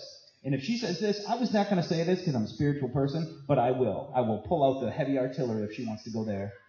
That son of a bitch, right? Think about how much time you spent up in your head thinking about that person burning. Add it up. Minutes, days, months. Once you get your number, multiply it by about 10. Because the way that your mind works is your ego wants to diminish that time. It's way longer than you thought it was. Way longer. I moved to a place where no one knew me. I lived in a place where everyone knew me, and I was a big AA guy, you know what I mean? People were asking me to do workshops and sponsor people. I moved to a place where no one knew who I was and no one cared. They just didn't. It was a big change for me, right? And I remember I went to like my second meeting in this place, and I'm sitting in this AA room, and I'm sitting in a corner, and diagonal to me is an old guy, still remember, Baltimore Orioles cap. He became a really good friend and very influential in my recovery. Got his cap down. And I remember, I'm new in town, but I need to make sure everyone knows I'm a step stud, right? And so I raised my hand to say some impressive stuff, and this guy pulls up his Orioles cap, old guy, and he looks me dead in the eyes, and he basically says the opposite of everything I said. But he stares me down as he does it. And when he's finished, he goes, "That's all I got to say about that." And in my head, I went, son of a bitch. What the fuck? I'm the new guy. You're supposed to be nice to me. You're supposed to take me out for coffee and pizza and ice cream after the meeting. Son of a bitch. It embarrassed me, made me look like I don't know what I'm talking about. Son of a... And I realized that I copped the resentment, so check out what happens next. I go, you know what? That's ridiculous. This is a sick guy in an AA meeting. This is a place for sick people to come. That's why he's here. I don't resent him. Do you see what I just did?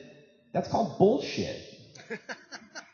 That's me trying to talk myself out of believing I have resentment. And that I guess I'm the Dalai Lama and I can instantly transmute it into compassion in my head. You get it? So I catch myself and I go, you know what? God put me here to help that guy. Because he's sick. He's a sick bastard. And he needs my help. You guys see what I'm still doing? I'm trying to talk. This is my ego talking me out of believing. I don't want to acknowledge, because at this time I'm well in the steps and I'm spiritually fit, which means your human resentments can't affect me. I'm well above that. I'm like Obi-Wan Kenobi after he dies and comes back. You get it? And so I sit in that meeting, and I don't remember what the topic of the meeting was because I spend the second half thinking about that guy. But I'm not resentful. I feel bad for him. I'm glad he's here. That gives me my first sponsee right there. First target. Got to save that guy from himself. Son of a bitch. Later on that day, I'm eating dinner, and guess what I'm thinking about? That guy. I go to bed that night, and it's about 11:30, and I'm staring at my ceiling, and guess what I'm doing? I'm planning what I'm going to say at the meeting the next day for clever comebacks to show everybody how wrong he is and that their savior has arrived and I've come to rescue them from whatever AA they're doing, which is wrong. And I'd been in the steps long enough at this point, and I'd had enough of a 10-step life and a 4th-step life. At this point, at 11:30, I catch myself still thinking about this guy. And I realize this is ridiculous, and I'm keeping myself sick. So here's what I do. I climb out of my bed. I had this apartment where I had one of those loft beds. I climbed out. I get my little notebook, and here's what I do. I write my prayer in the top of the page, right? And then I go to write this guy's name. Now check this out. This is humbling. Do you know what this guy's name was? No? Me neither. This man has owned me. I don't know what his name is. So in my first column, I have to write, check this out. I have to write, guy who was mean to me at the meeting. The Dalai Lama, right? And then I get to my second column and check out my resentment. Ready? Said the opposite of what I said at the meeting. You see how humbling this is? And I remember writing that second column and doing this. I went, oh, you petty little man. And then I get to my third column and I pray and I say, why do I really give a shit? Well, that guy, here's my instinct. Check this out. This is me because I'm always in a place where I want to lie to myself. Ready? My ego's always trying to lie. I'm always trying to spin a narrative so that I don't have to take responsibility. Well, that guy, he's sick. And you know what? Here's why. What it affects is everyone in that room's security, man. That guy's keeping people sick. That guy's killing people. It's my duty to stop this madman from destroying AA. That's bullshit. That's bullshit. Here's how it affected me. I said, God, show me why I give a shit. You know what it is? It's my pride. I want people in the room to go, ooh, that guy knows a lot about the steps. He's a guru, right? He must be really well. It's my personal relations. I wanted to be impressive so that my relationships could be set up with people in this new AA scene where everyone's like, ooh, I want to be his friend. He's really well. And you know what else it was? It was my security. Because I'm in a new place and I'm a human being. When I go to a new place and I don't know people, I'm anxious, right? And the one thing that I want to come in and show you that I have is, oh, I'm well. I have recovery. I'm a big AA guy. I'm a big step guy. You get it? And when this guy said the opposite of me, he took that away from me. You see how less noble that is than the lie where I say, I'm saving AA from him. So I get to my fourth column. We've got all this instruction. I'm not going to go through all of it because we're limited. But we got all this instruction on page 66, on page 67. By the way, to finish that story really quickly, there's this line in the book that says, resentment, fancied or real, has the power to kill. You know what he means by that? Sometimes it only exists in your head, but it'll still kill you. Here's how that resolved, by the way. The next day I went to that meeting. That guy was sitting in the same seat. He became a very good friend of mine. He's sitting in the same seat. My seat was occupied, so I went and I sat in another part of the room. I raise my hand. I do my little thing. A couple other people speak. That guy raises his hand. He lifts his hat up. He looks directly into the corner I was sitting in the day before, and he says pretty much the exact same thing he said the day before. And when he's done, he goes, well, that's all I got to say about that. And he pulls his hat down, and he goes back to sleep, because he's been sitting in that chair for 20 years. And here's what he does at a meeting. He comes in, he nods off. Mid-meeting, he wakes up. He says whatever the hell he's going to say. And then he slips back into a coma. He wasn't even talking to me. And his eyesight is bad. So when I said he doesn't. He stared at me the same. I could have been Big Bird. He would have said, it doesn't matter who's sitting in that seat. He doesn't see that far. This is resentment. It's not real, but it has the same effect on me. It keeps me sick just the same. His wife became a friend of mine too, and it used to be funny because we'd be in meeting, and he was that guy who'd doze off and snore loudly, like rip a snore, and his wife would go, the man wasn't even talking to me. That's brilliant, isn't it? Yeah. We get over to page 67. We get a prayer. We pray before we start doing these turnarounds, this fourth column. We pray to see the person as sick. That doesn't mean sick bastard, but spiritually sick, which means this. This is what it means to be spiritually sick. I'm not okay, and I'm trying to figure out a way to be okay, and I'm baffled because I don't even know why I'm not okay, right? We're seeing this person as another person who's suffering, who's experiencing the human condition. We're not saying, pay attention to this. We're not saying they're not bad. So for people in a fourth step who have traumatic childhood stuff, which comes up really frequently, right? We need to talk about it because it's the reality. I've got the majority of people I work with in inventory either had horrific physical, sexual, or emotional abuse. So for us to pretend that doesn't happen, well, then we can't write thorough inventory. And of course, when you're writing heavy-duty inventory about childhood abuse and stuff, we're not excusing the other person. We're not getting to a place where we go, that he was good. He may be the worst guy on earth. But that's not the part of him we're looking at. That's irrelevance. We're not excusing that person. We're not excusing the person who did us wrong or whatever. We're just not taking their inventory. We're taking our own. And then we get into our instructions for a fourth column, which is this, where we're not going to defend our position. That's what he means by we avoid retaliation or arguments, right? We're going to take ownership of our selfishness, our dishonesty, our self-seeking, and our fear. This is challenging, especially with heavy resentment. My dad, for instance, I had to write a resentment. My father died when I was 12. He left us alone. My mother's life was different. Our life was different. We lost all of our stuff. I remember being baffled looking at that piece of inventory going, what the hell are you talking about? I was a 12-year-old kid. Got no selfishness, got no dishonesty in that, right? And I refuse to look at those things. I refuse to look at those things. That's fine. You don't have to look at them. You can just continue to suffer with them. Go ahead. You can just keep suffering with them. Or you can take some ownership and try to get some freedom from it. People ask me all the time, they say, I'm confused, this is hard, give me a definition for selfish. Give me a definition for dishonest. I can't. Here's the reason, especially with selfishness and dishonesty, I can't give you a definition. There's literally an infinite amount of ways to be selfish and dishonest. So asking me for a definition of selfishness is like saying, how many objects in the universe can be the color blue? There's literally an infinite amount of objects that can be the color blue. I can help someone by giving them a little road in. So, for example, with selfishness, the questions I ask myself in inventory are this. I say, how am I putting my comfort ahead of everything else? How am I placing a premium on the way that I feel?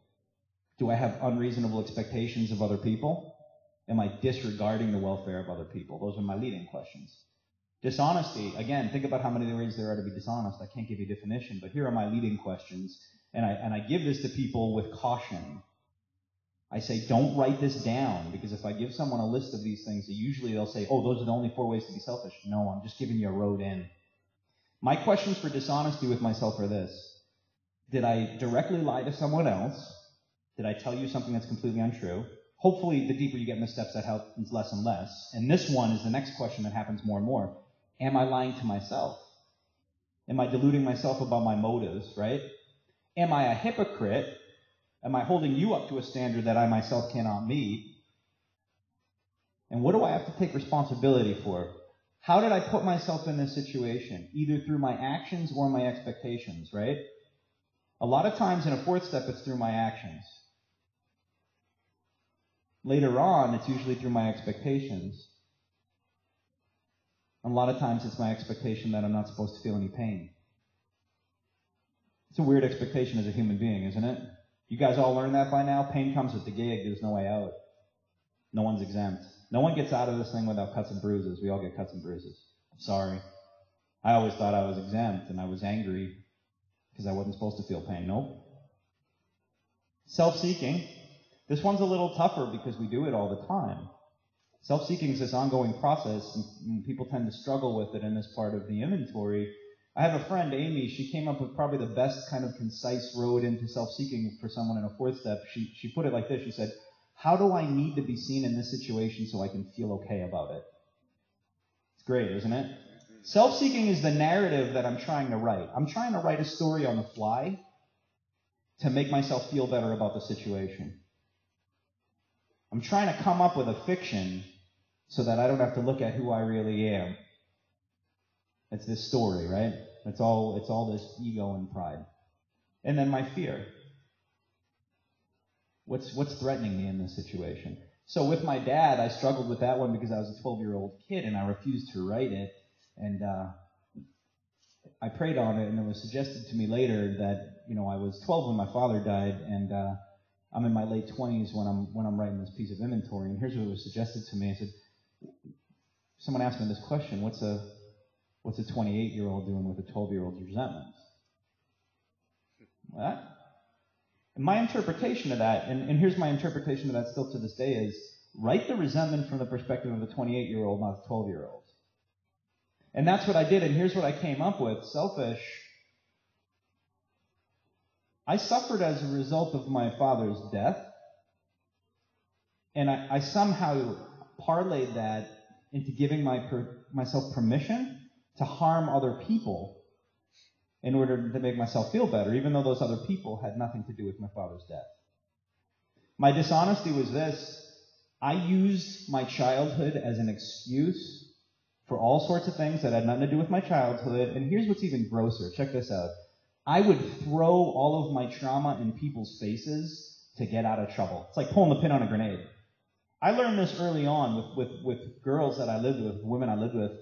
It's really easy to throw out the guy you're fighting with. Do you know what I mean? If I yell back at you, it's easy. You knew he's son of a, I want to, It's easy to throw out fighting guy. You know who it's hard to throw out? Sad, wounded, broken boy. And I play that card all the time. You're kicking me out, and I start to fight, and I go, no, you know what? You're right. You're right. I'm just not good. There's something wrong with me. It's the anniversary of, and then I insert whatever horrible thing I need, right? And maybe I'm not fixable. You know the truth? You deserve better than this. And then I walk away. Picture a setting sun that I'm walking into. It's so much harder to throw that guy out, isn't it? wounded guy. And that's pretty dirty. It's a pretty dirty thing to do. I had a boss once fired me for really good reasons, and I was sitting at his desk, and I had all of these. I was diagnosed as bipolar and schizoaffective. I have neither one of those illnesses. I knew I didn't, but I knew the DSM, and I knew the PDR. And so what I also realized was this: it's much harder to be mad at mentally ill guy than alcoholic guy who crashed your car yet again. And when I figured out that if I played up my mental health diagnoses, which don't exist, they certainly do exist for other people, I'm not saying that, but I lied about having those illnesses. Are we clear on that? I used it to my advantage because I used it for sympathy and to escape the consequences that I deserved as a result of making terrible choices based on self. And I remember sitting there with this guy, and he said, Matt, we just got a league. And I went, and I took all these pills out of my pocket that I didn't need, and I dumped them all over his desk. And I said, I am mentally ill. You have no idea what it's like for my people.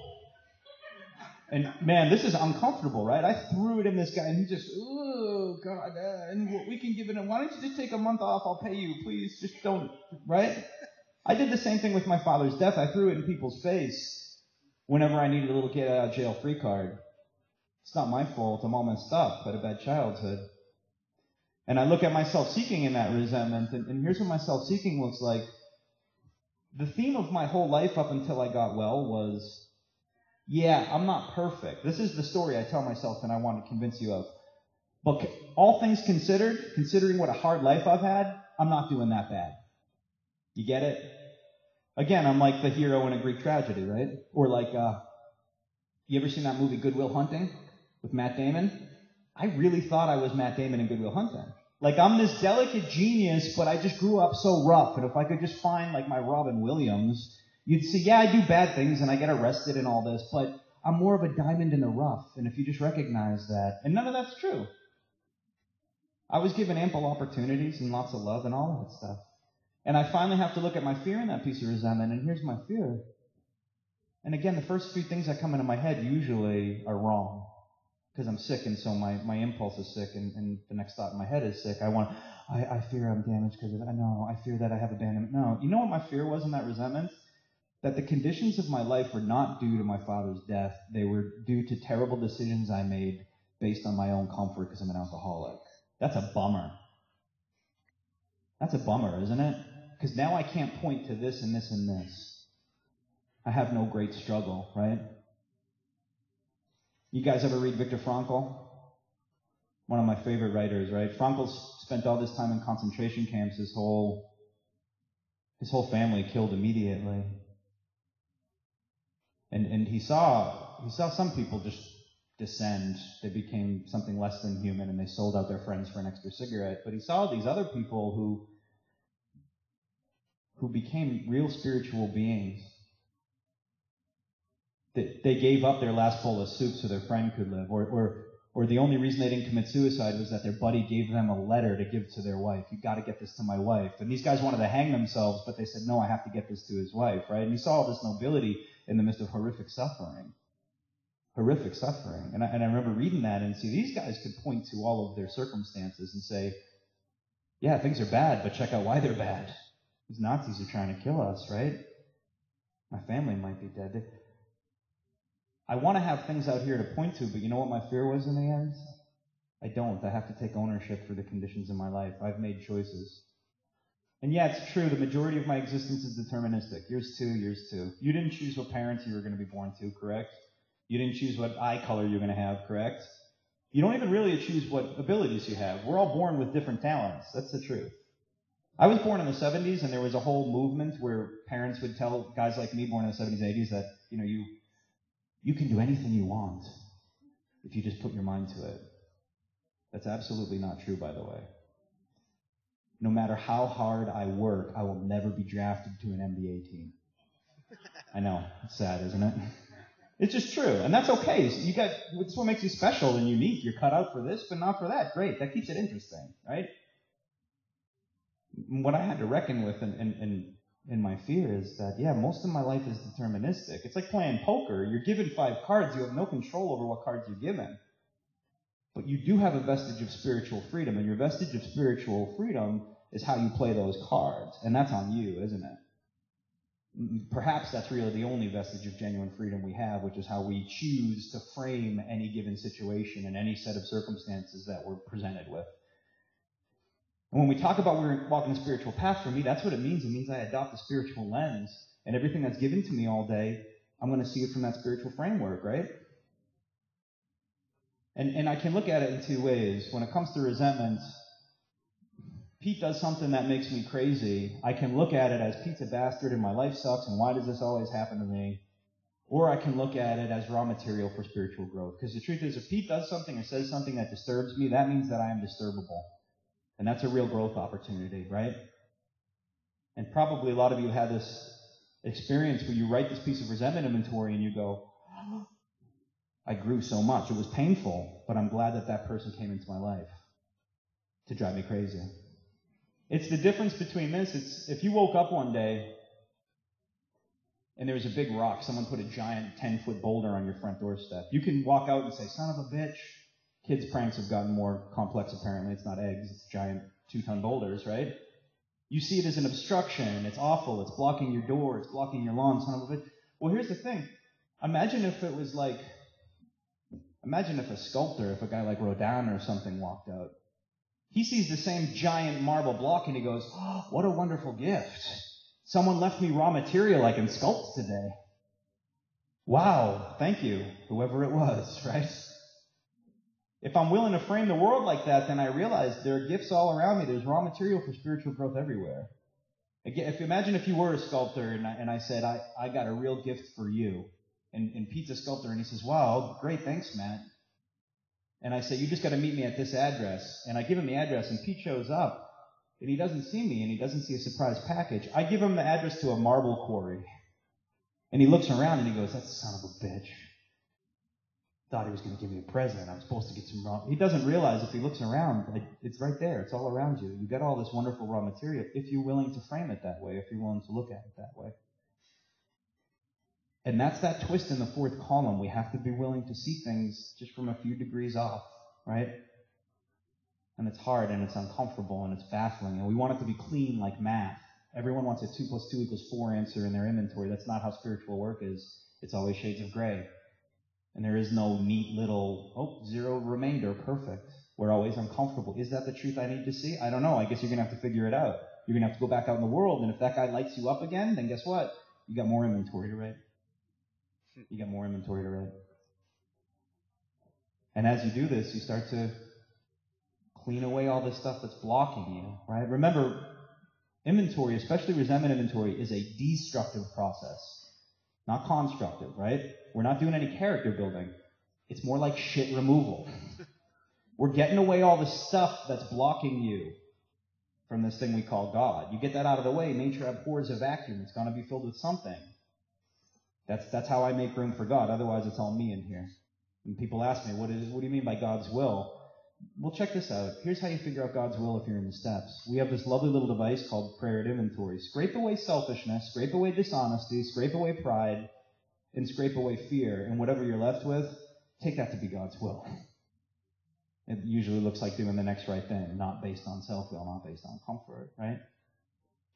We finish that inventory, and we move on to 2 more inventories. How are we doing? Time is up. Are we done? You guys got a few more minutes? We'll wrap this up. Everyone feeling good? I don't want to terrorize you. I can talk for a long time. Dale, we good for a few more? We good for a few more? Yeah? No? So I'll do a condensed, just to kind of finish this up, we'll kind of sandwich the rest of this stuff. We move on to a fear inventory and a sex inventory. We're doing the same thing in a fear inventory. We're asking ourselves what we're afraid of. Our difficulty in listing our fears, it's generally the same as the difficulty we have in a first column. I'm so afraid of certain things, I don't want to admit I'm afraid of them. Does that make sense to anybody? It's easy to write, let me put it this way, it's relatively easy to write things in a fear inventory like snakes and scorpions, right? It's tough to write things that you're so afraid of that you don't even want to admit that they exist, like this. I'm afraid I don't love my wife. I've just been with her for a long time. That's big, isn't it? If you don't acknowledge you have that fear, you're doomed. You're doomed. I'm afraid that I'm not really proud of my kid. I'm afraid he's not really living it right. I don't even want to admit that to myself. Sometimes in a fourth step, you get people who do this one. This is a really natural. I'm afraid I'm not having an experience in this. I'm afraid I don't believe it. I'm afraid this isn't going to work. Yeah, of course. You should have that in a fear inventory. We ask ourselves why we're afraid. Again, this seems so obvious at first. I know I'm afraid. You probably don't. Why? My questions that I ask myself in a fear inventory, second column, is why am I afraid of that? What's the worst part of that? What's the worst that could happen? And again, a lot of times I don't know because the most obvious answer for me, it's usually not the right answer. When I was offered a job back in New Hampshire, I had 2 months to make up my mind, which was awful. Because when you're given a choice like that, it's best to have 10 minutes, right? Yes or no. And every day I flip-flopped. I went back and forth. One day I said, yeah, I'm going to do it. And the next day was like, I'm not moving to New Hampshire. Are you crazy? And I finally decided to take the job, and I write a letter of resignation to give to my boss. And I put it off for about a whole week. I come up with excuses to not give it to her. And I got the letter, and they know I'm coming, but I haven't resigned. And so I write this piece of fear inventory, and my fear is giving my letter of resignation to my boss. Why? Here's the first thing that pops in my head. She'll be mad at me. That's what my instinct says. It's the most obvious answer, but you want to know what? That's not true. She might be upset, but she's not going to be mad. So what is it? All right, what am I really afraid of? What's the worst part of this? The worst part, what am I really afraid of? You know what? If I give her this letter, she's going to start looking for someone else. And why am I afraid of her looking for someone else? She'll probably find someone else. And why am I afraid of her finding someone else? Well, again, the next obvious answer is they might be better at me than this job. But you know what? That's bullshit. That's not true. I don't care. I'm going to be literally 5,000 miles away. I'll never work there again. So why am I afraid of her finding someone else? Because that makes it real. And that means I can never get this job back. Why am I afraid of not getting this job back?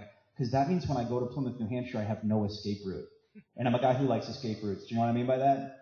I'm the guy who drives to the party no matter if you're going or not. I always have to have my own car. Guess why? If I get uncomfortable, I want to get out. I don't even like year-long cell phone plans. I'm a guy who hates commitment because if I'm uncomfortable, I want to root out.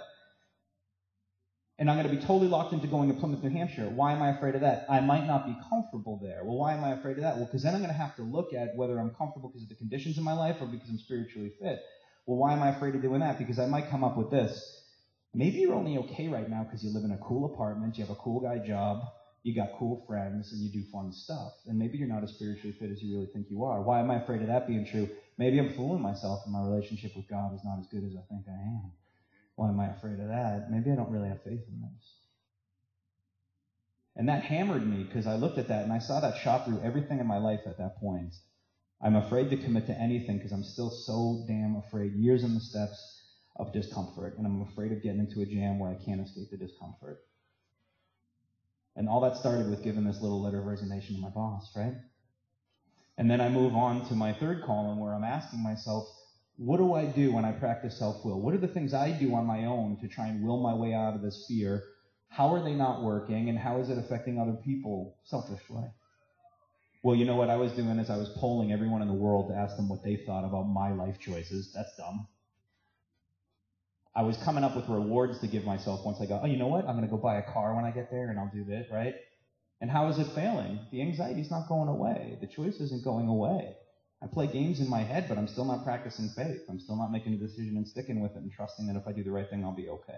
And how is that selfish? I tax the people I live with and talk to. I'm giving my boss less and less time, right? Putting her in a bad position. And that's how I'm selfish.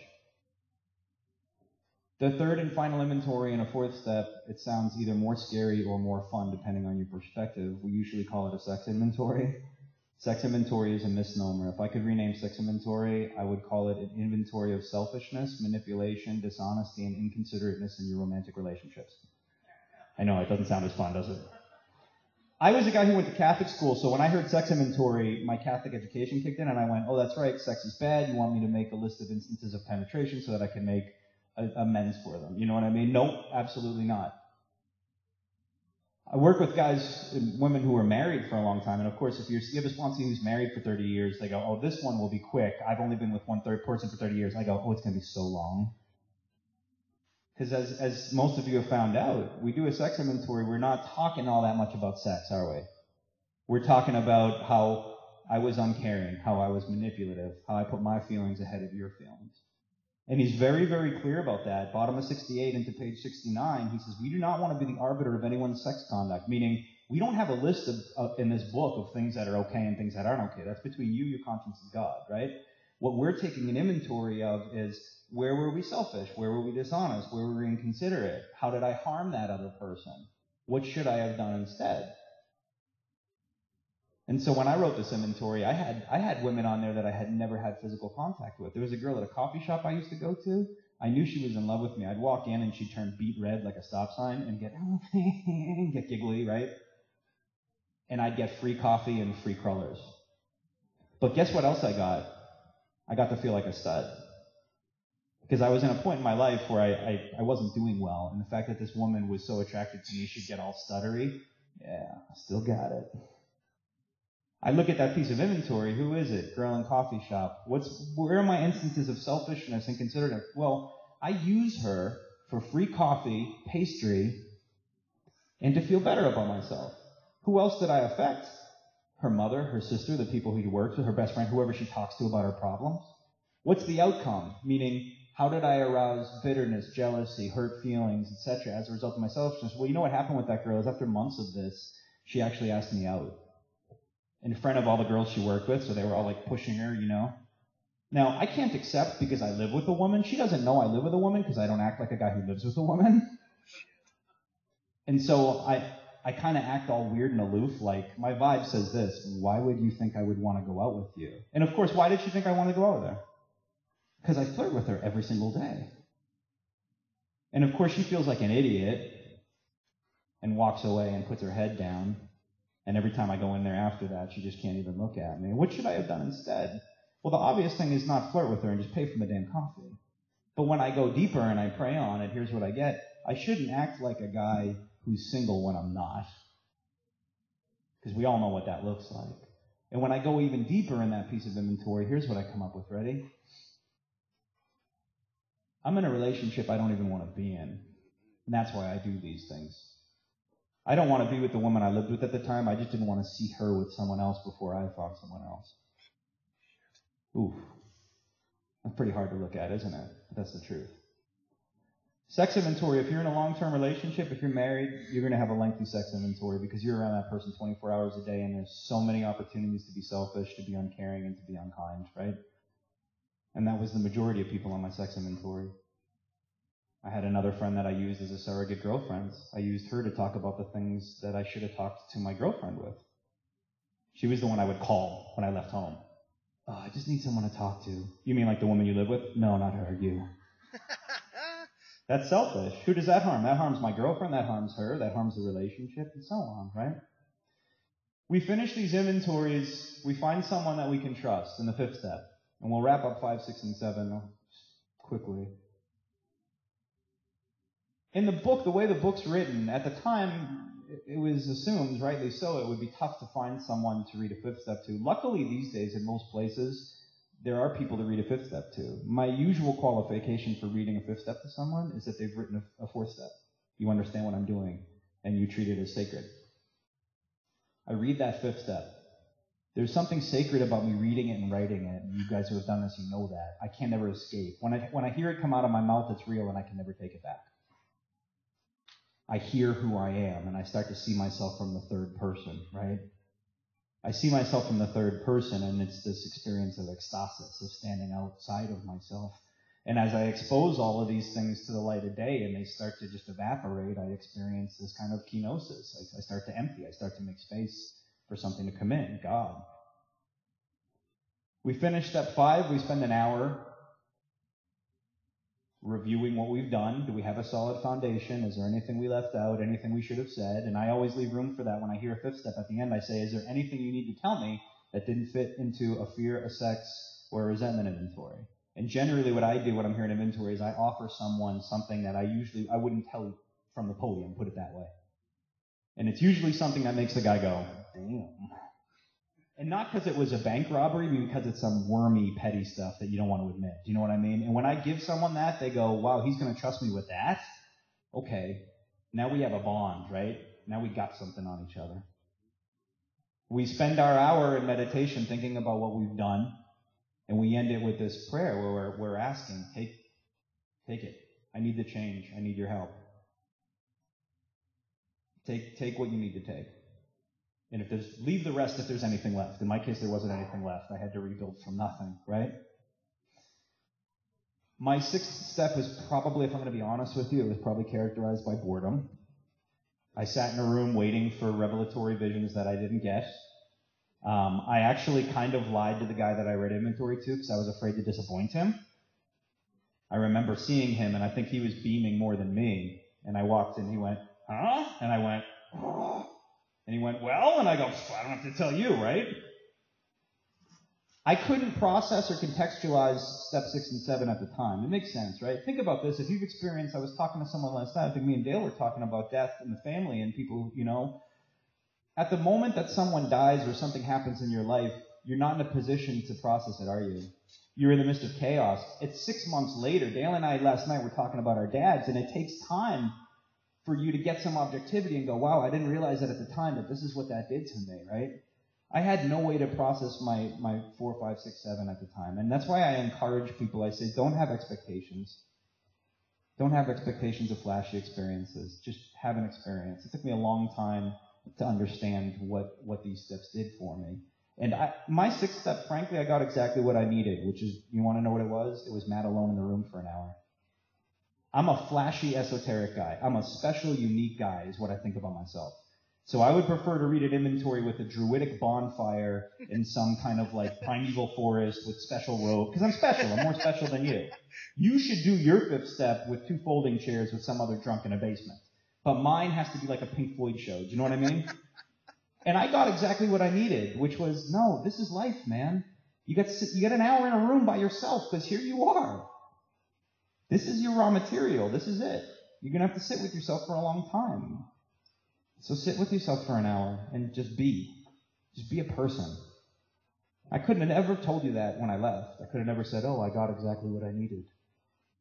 I had to be open to having an experience, and I did have an experience, and it changed me. I just didn't know how it changed me, probably realistically, until about 6 months went by, and I realized I'm different, and here's why I'm different.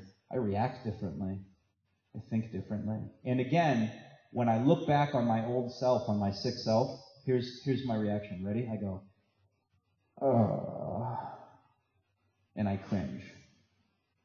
That tells me that something happened, that something changed, right? Thank you guys for having me out one more time. I really appreciate everyone's hospitality, and I'm really grateful that Dale made that phone call, and then I got to meet everyone. So thank you again for having me out here. It's been great.